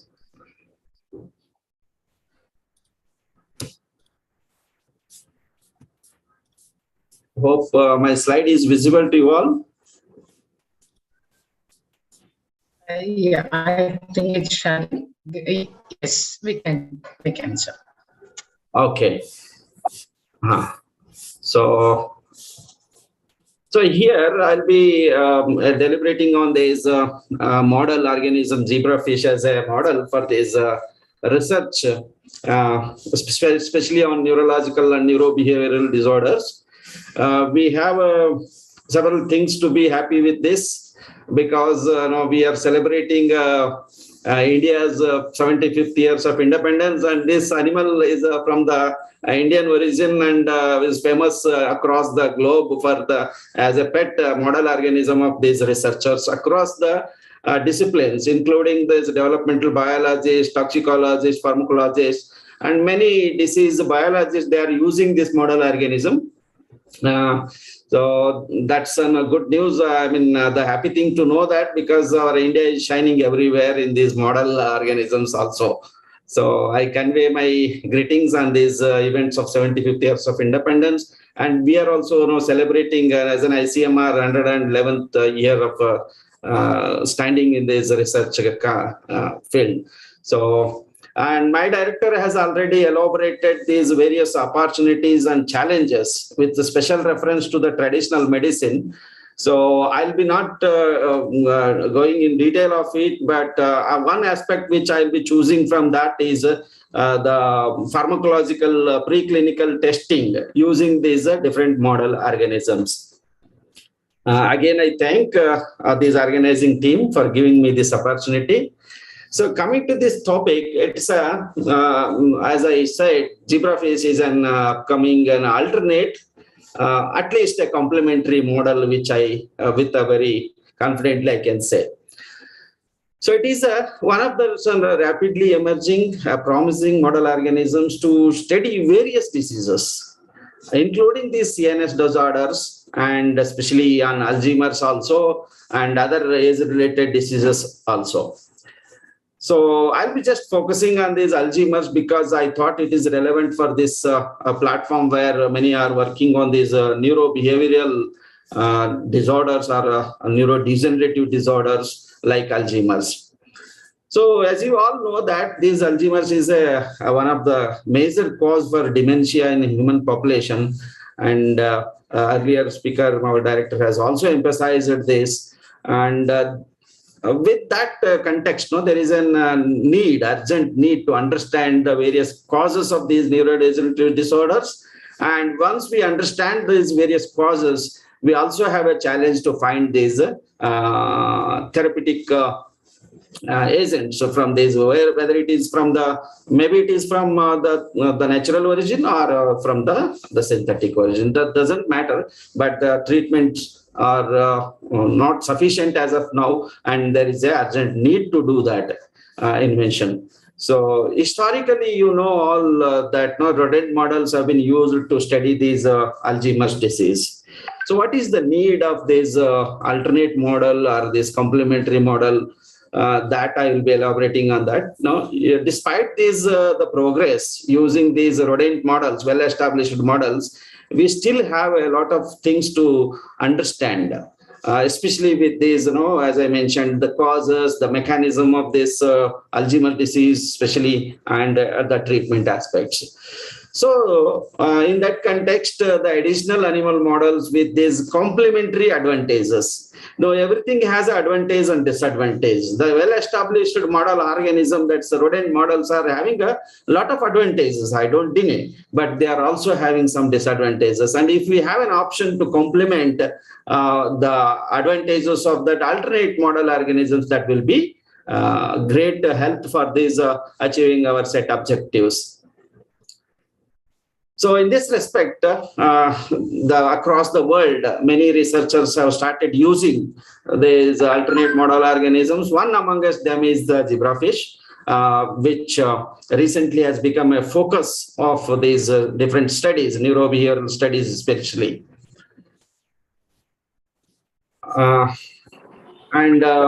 This has recently, catch the limelight as a reliable model for these different aspects like behavior, neural circuitry, neural diseases development, and drug screening as well.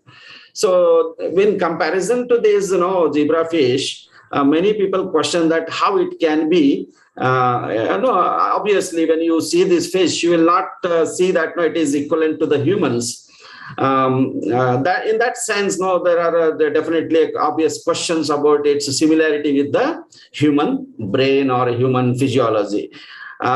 Surprisingly, the zebrafish brain structure with the human shows a high conservation, not only in that the anatomical the brain organization, but also in the neurochemical pathways also. What I mean to say is both the anatomical as well as the physiological similarity with this human is the advantage of this fish. This model. Your slides are not changing. Is it? Yeah. Okay. Sorry for that. Then I'll share as a screen. Yeah, now we can see the slide. Okay. So okay. So I have to continue in this mode then. You can close that left side document recovery. Yeah, now it's good. Okay. So I was here, in fact, I was telling about this comparison of the zebrafish brain structure and the neurochemical pathways, which are almost conserved and highly conserved, in fact, up to 70%, and they are almost similar to that of human physiology. That's how it is a relevant model for our research activities, especially with the neurobehavioral which I'm focusing on.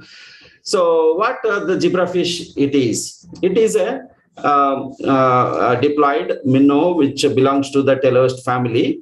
And most the important thing is here it is indigenous to the Ganga River. So Parle sir in the beginning note, he said that no, we have to be self-reliant. That is true in case of these the model organisms also. If we are dependent on importing these model organisms, which is actually happening, especially with these transgenic models of these zebrafish, we are still dependent on these importing from the European and the American countries. So with that, as it is of our indigenous origin, and there are efforts across the country that some organizations, they are involved in generating these transgenic models also, that in future definitely going to be useful for our indigenous researchers. So as a model organisms, what we expect, any model organism should have a genetic similarity, anatomical similarity, physiological similarity. And when we have created these disease models, it should have a disease similarity, that is a pathophysiology wise also it should be similar to that of human disease. Then it can be used for the pharmacological screening and also for the toxicological testing. If it is having the similar physiology, effect of these exposure of these different chemicals on this physiological process will be of a toxicological importance, and the modulatory effect of these stress drugs on these pathological scenarios, that will be of a pharmacological drug screening drug development interest. So coming to this life cycle of zebrafish, that is also one more advantage. When you take these, the other conventional model organisms, we have to wait for their, the adult stage. It takes 3 months. Here, you can get these adults within these 90 days post fertilization. So like that, due to its the faster developmental the phenomena, it can be used for even these the age-related diseases also. Within this 2 years, you can develop this model. You can use this model at the age of 2 years for neurodegenerative cognitive decline and some other kind of defects which are related to the aging that you can see here in this picture. So the embryonic developmental stage, that is till the 3rd day, it will be called as an embryo, or it's an embryonic developmental stage. And at 3 days of post-fertilization, it hatches into a larva, and that larvas are also widely used for various diseases, including the neurobehavioral studies. So, and the juveniles also can be used for some purpose, but in general, there is no the adult and the larval organisms are larval zebrafish is used for these neurological developmental diseases and all. So when it comes to this, its place in the phylogenetic tree, so it is fitted in this advantageous stage. You can see here, it is having a 70% genetic homology. At the same, it is a very small also. So you can economically maintain them, and also you can handle them easily. At the same time, there is no much difference. You can see, of course, there is a 5 to 10% of difference with this mouse, rat, and when it compared to the mouse and rat. So anyway, there is no exact replacement of a human. A human is replacement, or a human is the only model organism which is similar to that of humans. Even then, that there also you can have some differences also. So in that situations, if we have a genetic homology of up to 70%, and when it comes to the disease biology or genes relevant to the disease, there is approximately 80 to 85% similarity is seen. So it varies with the disease conditions and the genes involved. So that is the advantage which is fitted in a very suitable place when you compare with these lower organisms like C. elegans or Drosophila, and when it is compared to that and the rodents, it is in the acceptable range, or I can say that it is a suitable or advantageous place. So coming to this, the utility. So the another acceptance wise of this model organism for the biomedical research, this is an indicator of the acceptance worldwide. So utility of the zebrafish in biomedical research in this graph shows between 2004 and 13 data. You can see here that, of course, the majority of this work is done by using the mice. And next comes the rats and then dogs. Then comes the fruit fly, of course. But if you see this graph, percentage-wise increase in the popularity or increase in this use of these model organisms, zebrafish has shown the sharpest increase in its utility. So that is one indicator that the people across the globe are accepting its utility in these different research areas. So that will be an indicator of so coming to this, the brain physiology or the neurobehavioral studies when you conduct. So you can see that the hypothalamus, pituitary, and the peripheral ACTH axis, that is the pituitary hypothalamus axis. So it is similar to that of humans. So when you have stressors that stimulates the hypothalamus and the pituitary gland to release the ACTH, and ACTH acts on this to increase the cortisol levels. That is the same is seen in this model organism also. That is well documented and published in the reputed journals. And the negative feedback is also observed. So with that background, the unique advantages of the zebrafish in general for the drug discovery and development as a tool for the drug discovery and development is that first thing is economical one. So when you have to maintain these the different model organisms, the cost which is required to maintain and to reproduce those animals is very high in terms of this, with respect to the mice and rats. When it is compared to the zebrafish. Zebrafish is an economical one. And due to its high fecundity, the adults, the pair of adults can lay the 100 to 200 minimum and up to the 300 embryos per week. So that's how you can have those model organisms ready for your use at a week's time. And mating is also not a seasonal one. Throughout the year, it can give you the embryos, and the cost is, as I mentioned, it's low, and the small size is advantage and the disadvantage also. Its embryos are and the larvae are up to just 1 to 5 mm size only. So at the maximum 5 mm. So that's how it has no ability to be used in these the microplates also. So for the high throughput screening. And due to faster developments at the effect of the drugs on the different life stages, throughout that life course can also be studied due to that fast developments. So, and the compound which is required for the testing, that's one more the difficult situations, the herbal drug, even in case of these synthetic drugs also it may be the case, but especially the isolated compounds or the pure extracts, you will get a very minute amount of this quantity of these drugs, and it will not be sufficient to administer the larger animals like mice and rat. So for the specific duration, for example, if you want to treat for 15 days or 1 month, you need a lot of compound, which is not feasible in case of these isolated compounds. So in that situation also, this zebrafish comes to our help.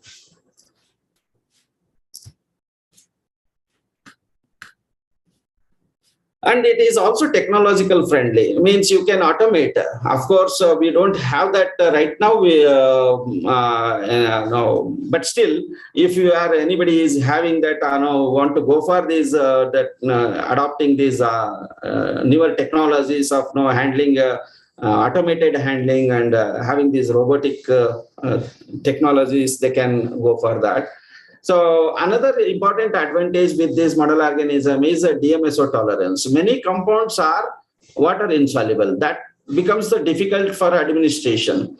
So, and the organism should be tolerant to this, the solvent which is being used. The DMSO is the, what do you call, the master solvent or whatever it is. So that's generally used solvent for the dissolving the test compounds. So that is one advantage is the fish can tolerate the DMSO. Of course, at some concentration, limitations are there that has to be kept in mind. So these features of this zebrafish makes an ideal in vivo model suitable for this high throughput screening also. We are using it for this the metabolic rate assay and in terms of these the obesity related parameters using these 96 well plates.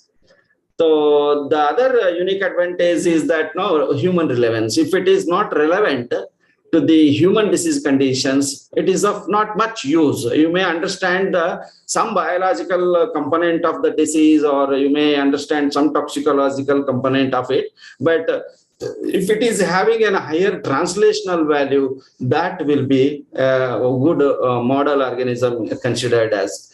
So in that case, the zebrafish is both meeting at both the ends. That's both the economy as well as the scientific relevance and also the ethical issues.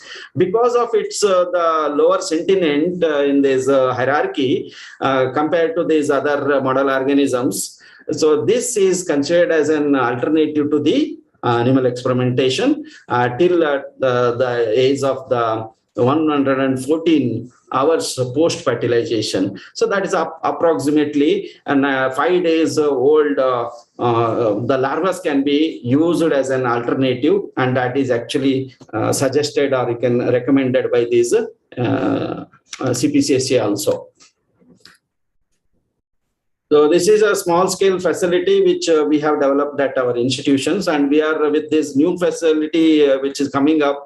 We'll be having a more sophisticated instrumentation and the housing facility for these model organisms.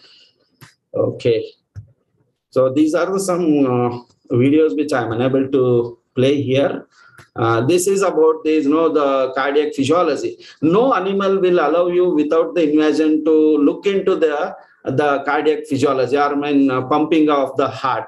It can be seen without any invasion. Just under the microscope, you can focus and you can observe those effects of the drugs. For example, if the cardiotoxic drug can be easily understood here, that whether it is increasing the heart rate or decreasing the heart rate. Even you can quantify. There are softwares available. Even manually also we can count the hearts per beats per minute, and you can come to a inference that whether the test drug is having any cardiotoxicity or any effect on this cardiac physiology. And this is actually the video for this the blood circulation. So unfortunately, I'm unable to run here. So coming to this, with these unique features, advantages, and applications, what are the applications when it got started using in this biochemical or this biological assays?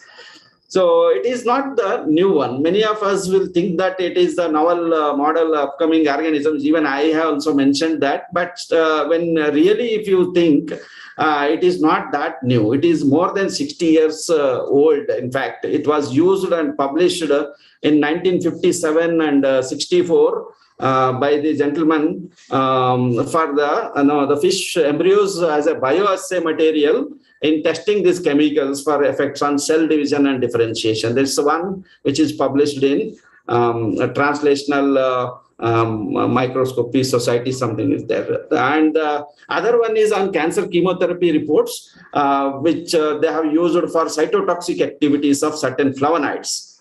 So again, using these the natural compounds, flavonoids, they are tested for cytotoxic effects. So this is also published in 1964. So long back, it is not new. Only thing is we are lagging behind in adopting these model organisms.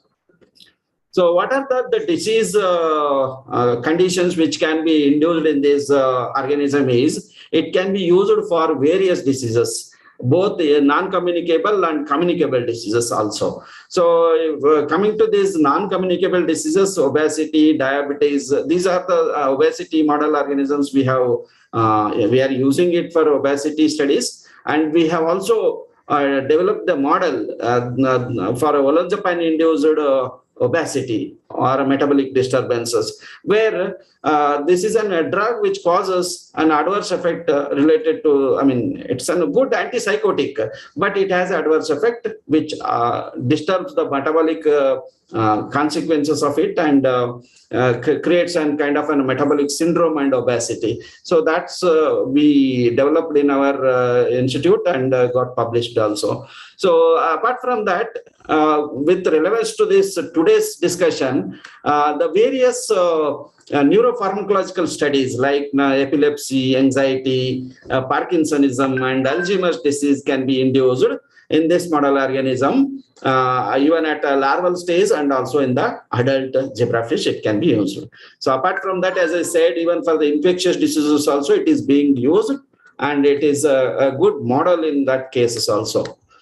So apart from that, the efficacy studies, even in a safety pharmacology studies, like the cardiac contractility, the heart rate can be measured easily, and QT prolongation can be, with the help of an ECG, you can find out these drugs. Our director mentioned that many drugs gets recalled after some time successfully entering into the market also, that they get recalled because of one of the reason is the cardiac adverse effect, that is because of the QT prolongation. And if we have a system in place which identifies that effect, that QT prolongation adverse effects in the first stage itself, we can prevent the loss of the lives also, and lot of money can be saved in these drug developmental stages. So apart from that, several adverse effects like CNS adverse effects also, like no, whether it causes any sedation, any cognitive defects, any the addictive behaviors. These are a seizure liability. These are all can be studied. When it is inducing these effects, it can also it can be used as a model to develop these drugs for preventing seizure, anti-seizure drugs, antidepressants, memory enhancers, like that. So apart from that, can be used for many other activities which are mentioned here, like visual adverse effects, auditory, the toxicity, like that.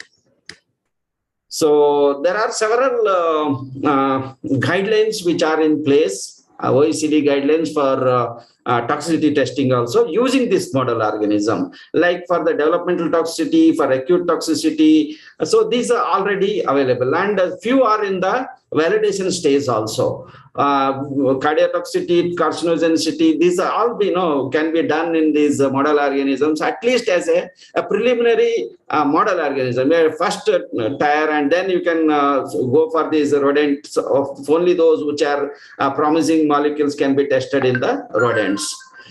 So these are the different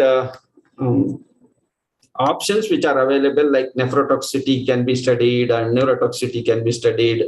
So coming to this, the topic on this memory enhancing and Parkinsonism kind of diseases, which are of neurobehavioral or neurological diseases, we should have a system, cholinergic neurotransmitter system in these model organisms, whether it is there or not.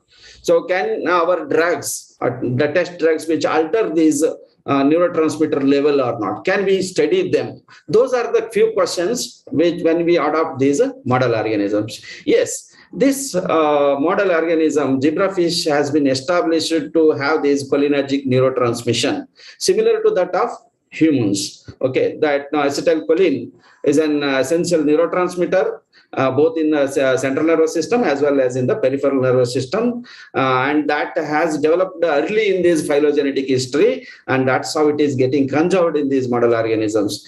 So the cholinergic system performs, as you all know, that the critical role in this learning and memory, which is severely affected in these disease conditions like Alzheimer's. And the drugs which are modulating this cholinergic system are being developed, and some are in the therapeutic use also. So this can be exploited to study the drugs which are, whether they have any effect on this cholinergic neurotransmission. Like now you can estimate these the biochemical approaches also you can adopt. You can adopt the histological approaches to understand the effect of drugs, and even electrophysiological approaches also. It is possible. And apart from that, that glutaminergic neurotransmitter system, that is also one of the important component in this Alzheimer's disease, which is also conserved in these model organisms. So that's why I'm just highlighting these the biological systems or these physiological systems which are conserved, which will be helpful. So using this inhibitory avoidance task. Now, when you put them in the chamber, which I am going to show you in the future slides, and if you allow it to enter into the dark chamber, and if you give a shock, electric shock there, it remembers, and it is a permanent also, long-lasting memory. And it is mediated by these NMDA receptors, as it is established by the use of this antagonist, which reverses this effect or prevents this retention of memory. That's the inhibitory avoidance task. Test can be adopted. Oh, sorry. Cholinergic, glutaminergic, and so these are the genes which are conserved, like the amyloid precursor protein genes, and even you can see the homology 70%, 74% homology with the human genes. So that shows that it can be best model and economical also to study these effects. Of course, this APP and the senile PSEN1 and PSEN2 genes, these are all involved in this familial Alzheimer's disease conditions, and especially these apoprotein E and the tau proteins, these are involved in this sporadic Alzheimer's disease SAD. So those genes are also there. Of course, the homology is very less in this, but definitely the behavioral, the parameters which are very promising. So with that behavioral parameters, at least you can come to know some hints you will get, and that further can be tested using these higher model organisms. So these are the different models, like the scopolamine is used to induce this amnesia, and the drugs which are preventing these scopolamine induced amnesia can be screened using these model organisms. Like that, there are several options which are there in the literature. So I don't go into the details of it here.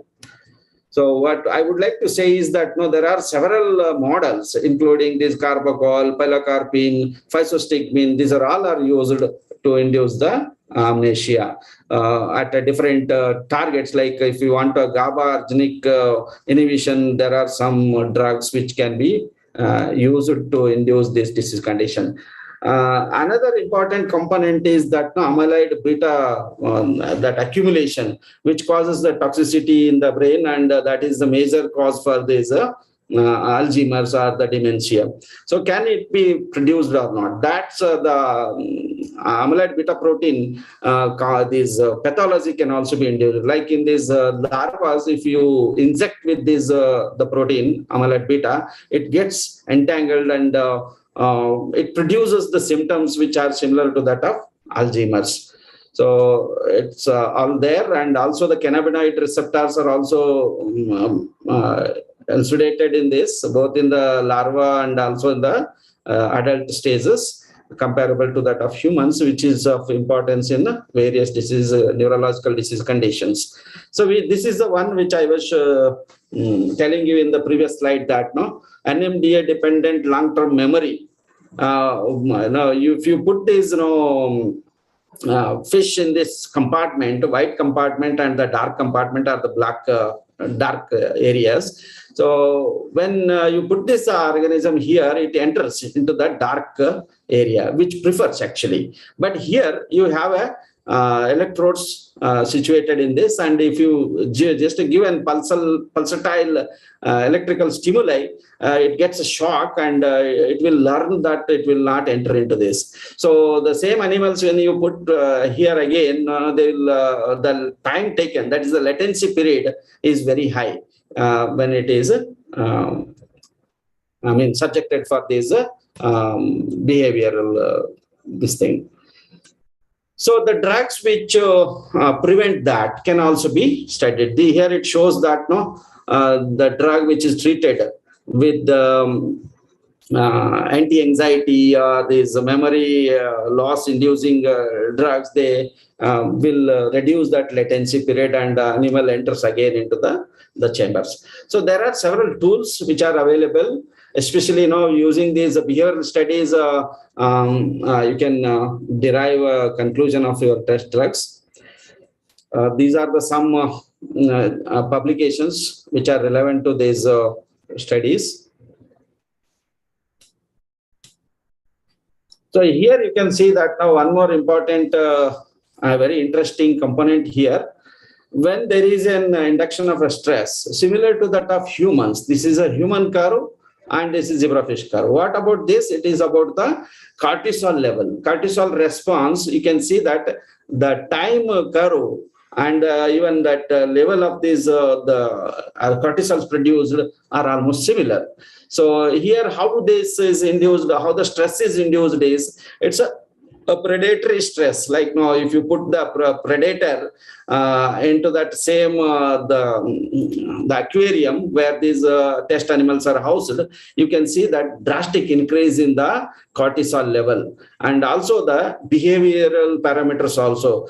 So that kind of the data which can be generated using this model organisms.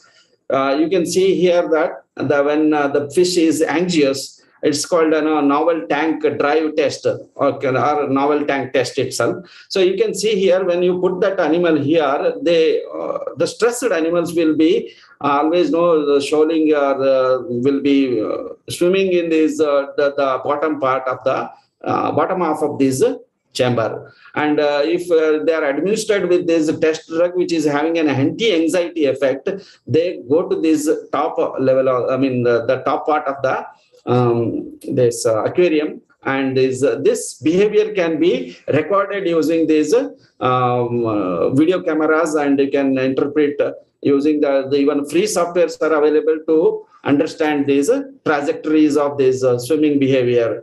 And there are several the custom-made software also available, commercial software also available. So, and this is relevant here that even the behavior and these biochemical levels are correlated. So that animal which is having a stressed, which shows that peculiar pattern of the swimming, also has a increased level of cortisol, and compared to that of treated drug.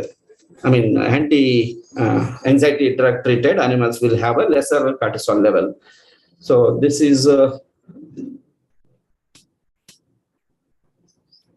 this is how you can put these, if you want to have a three-dimensional also. This is one advantage with these of zebrafish, because it is not possible in these rodents. It can be the two-dimensional only. Here you can have a three-dimensional approach for the phenotyping of this behavior using two cameras, one at the top and another is at the horizontal level. So you can have these both the patterns of swimming and XYZ axis.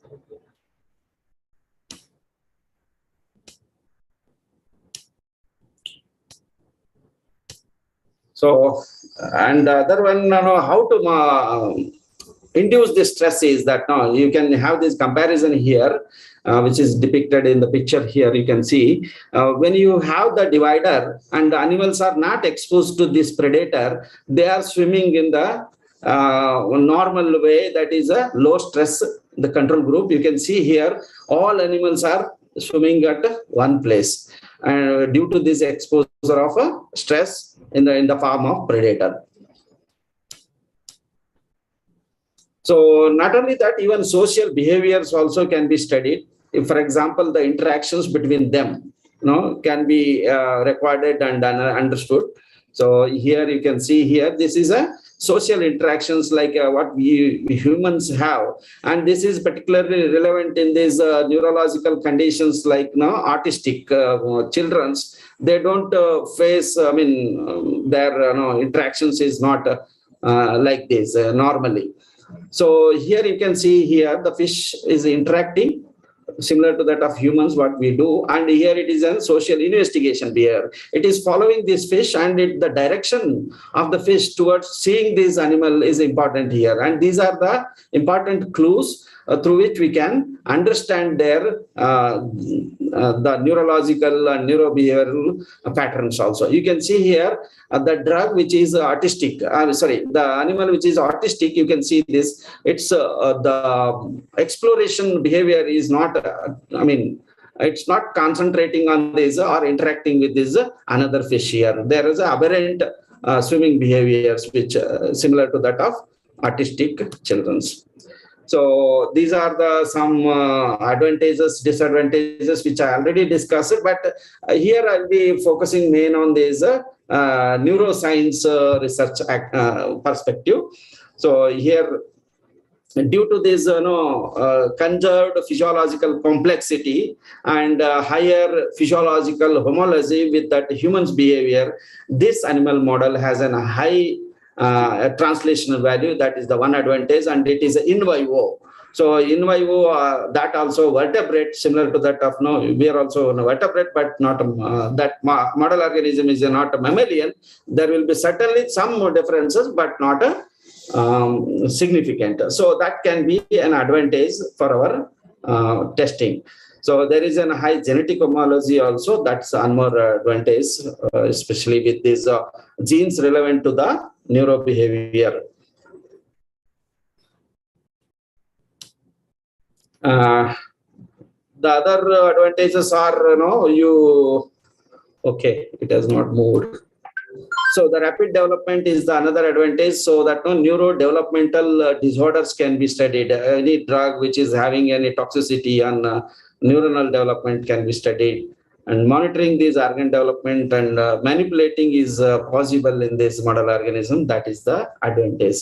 So another, the best advantage is the external development. If you want to do the same studies in the rodents, so you have to treat the mother, mice or rat, so and you have to sacrifice them. Here it is not required. Because of an external development, the embryos can be developed, cultured in these petri plates, and using this exposure to the different tested drugs, you can do the testing, developmental toxicity testing, and also the neurobehavioral studies in a very ethical and acceptable manner. And there are several transgenic lines are also available. That's another advantage. But with if you have the system, the facilities to read those reporters lines and all. So the other important advantage is the 3R principle, adherence to the 3R principle. So limitations are also very important to be understood. As this model organism, there are many the patterns. It is not well characterized also as compared to that of mice. So that's the disadvantage, you can say. And there is a scope also to do that studies, and I can develop these model organisms.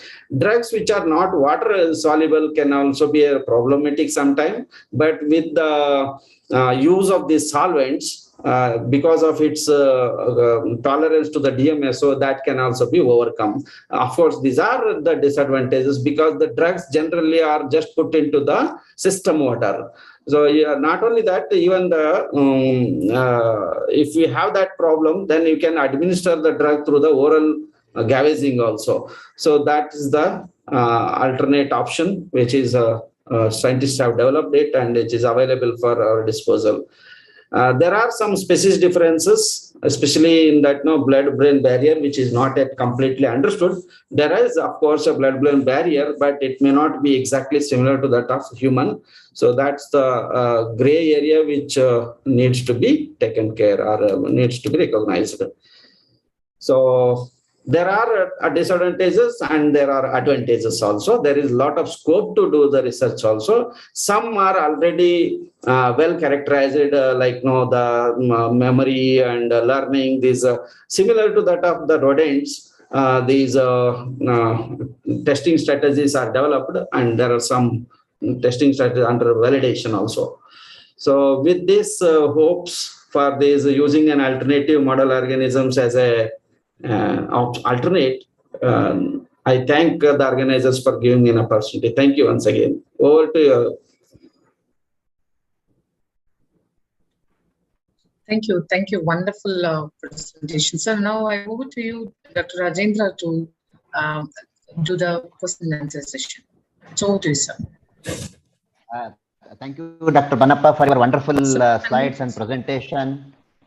And before going to my concluding remarks, now the session is open for question and answer. Mansudeepa, madam, any questions from in the chat box or from the audience? I think it's time to go ahead now.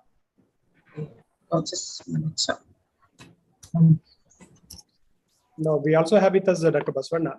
He can kindly give his remarks also. Yeah, yes. Any questions? So I would like to ask a simple questions, Dr. Banappa. Please, sir, please. I know that this is a very important model. At the same time, it's one of the alternative models. There are so many alternative models available in vitro, of course, to in vivo, in fact. So, but however, this is, I feel it's more cheaper than even mice, I feel personally. And at the same time, and even since it's a small insights, the occupancy by the laboratory and all, it's very simple. But I would like to ask you a simple question: that how can you throw something light on the ethical clearance and ethical guidelines which is required for the zebrafish to use as one of the experimental model? Yes, sir. Yes, sir. Yes, sir. This is a very important question. Actually, because of the lack of the guidelines earlier. Recently, the CPCSA has given a guideline for usage of fishes also. Earlier, there was no guideline. There was a lot of confusion also that whether it comes under the ethics purview or not. But we maintained that no, since from the beginning, that no, life is life, whether it is a fish or the rat. So when it can perceive a pain and it can suffer, then it becomes our responsibility to take care. So the all ethics principles will apply for this model organism also. But at certain stages of its life, it does not. It is accepted that it does not. Perceives the pain. At that life cycle, I mentioned that 114 hours post fertilization. Below that, before that 114 hours of the post fertilization, it is scientifically considered it doesn't perceive the pain. So you need not to consider for these ethics review and all. But for the safer side, you mean to say at larval stage it is not required? Larva actually, sir, up to 30 days it is called a larva, but only for the up to 5 days it is exempted from. According to the international guidelines, there is no clarity in our national guidelines. Yeah, but still, even if for the 1 day or even 3 days larvas which we are using, it is better to get these ethics committee review. That's the strategy we have, sir, in place. Thank you. Okay, thank you. I hope I answered the question. Yes, sir, you answered. I asked on behalf of all the audience, in fact. Right, sir. Right. Because this is a very controversial thing in the majority of the guidelines on the usage of this animal as one of the model. So that's why just I would like to ask on behalf of all the audience. Madam, Deepa, madam, any questions to ask? Anything in the chat box? Please go ahead. I think Dr. Bannappa sir, have covered most of the things that delegates have understood. In that way, we have to take because there is no questions. With the Let us take the remarks of other chairperson also. There is one question from Maitreyi madam. Yes. Sorry, I could not read that. It has gone. Sir, for immunological studies, zebrafish can be used? Yes, madam. It's one of the best model for immunological and infectious diseases also, as I mentioned. It is a very well characterized immunological responses, all these cellular as well as humoral also, and particularly the cellular responses are well characterized. So, for example, we used for these inflammatory studies, when we induce the injury, physical injury, that is a wound, there will be an immediate recruitment of these neutrophils. So that's called leukocyte migration assay. So that can be used as a model to screen these anti-inflammatory drugs. Okay, so like that, even a specific the cells which are involved in these various infectious diseases as an immunological response can be studied.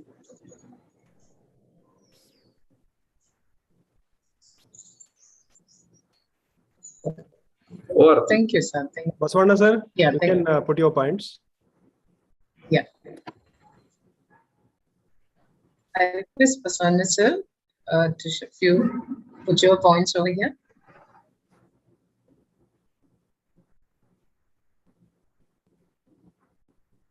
I think he's muted. Yes. You want me to add here? Now we were just waiting for Dr. Baswanda's inputs. Go ahead. Can you talk, Baswanda sir?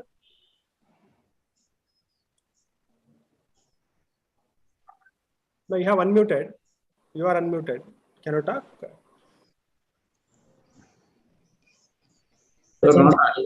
Some technical glitches we can understand. Meanwhile, we can request. Sir, please join again, sir. Baswanda sir.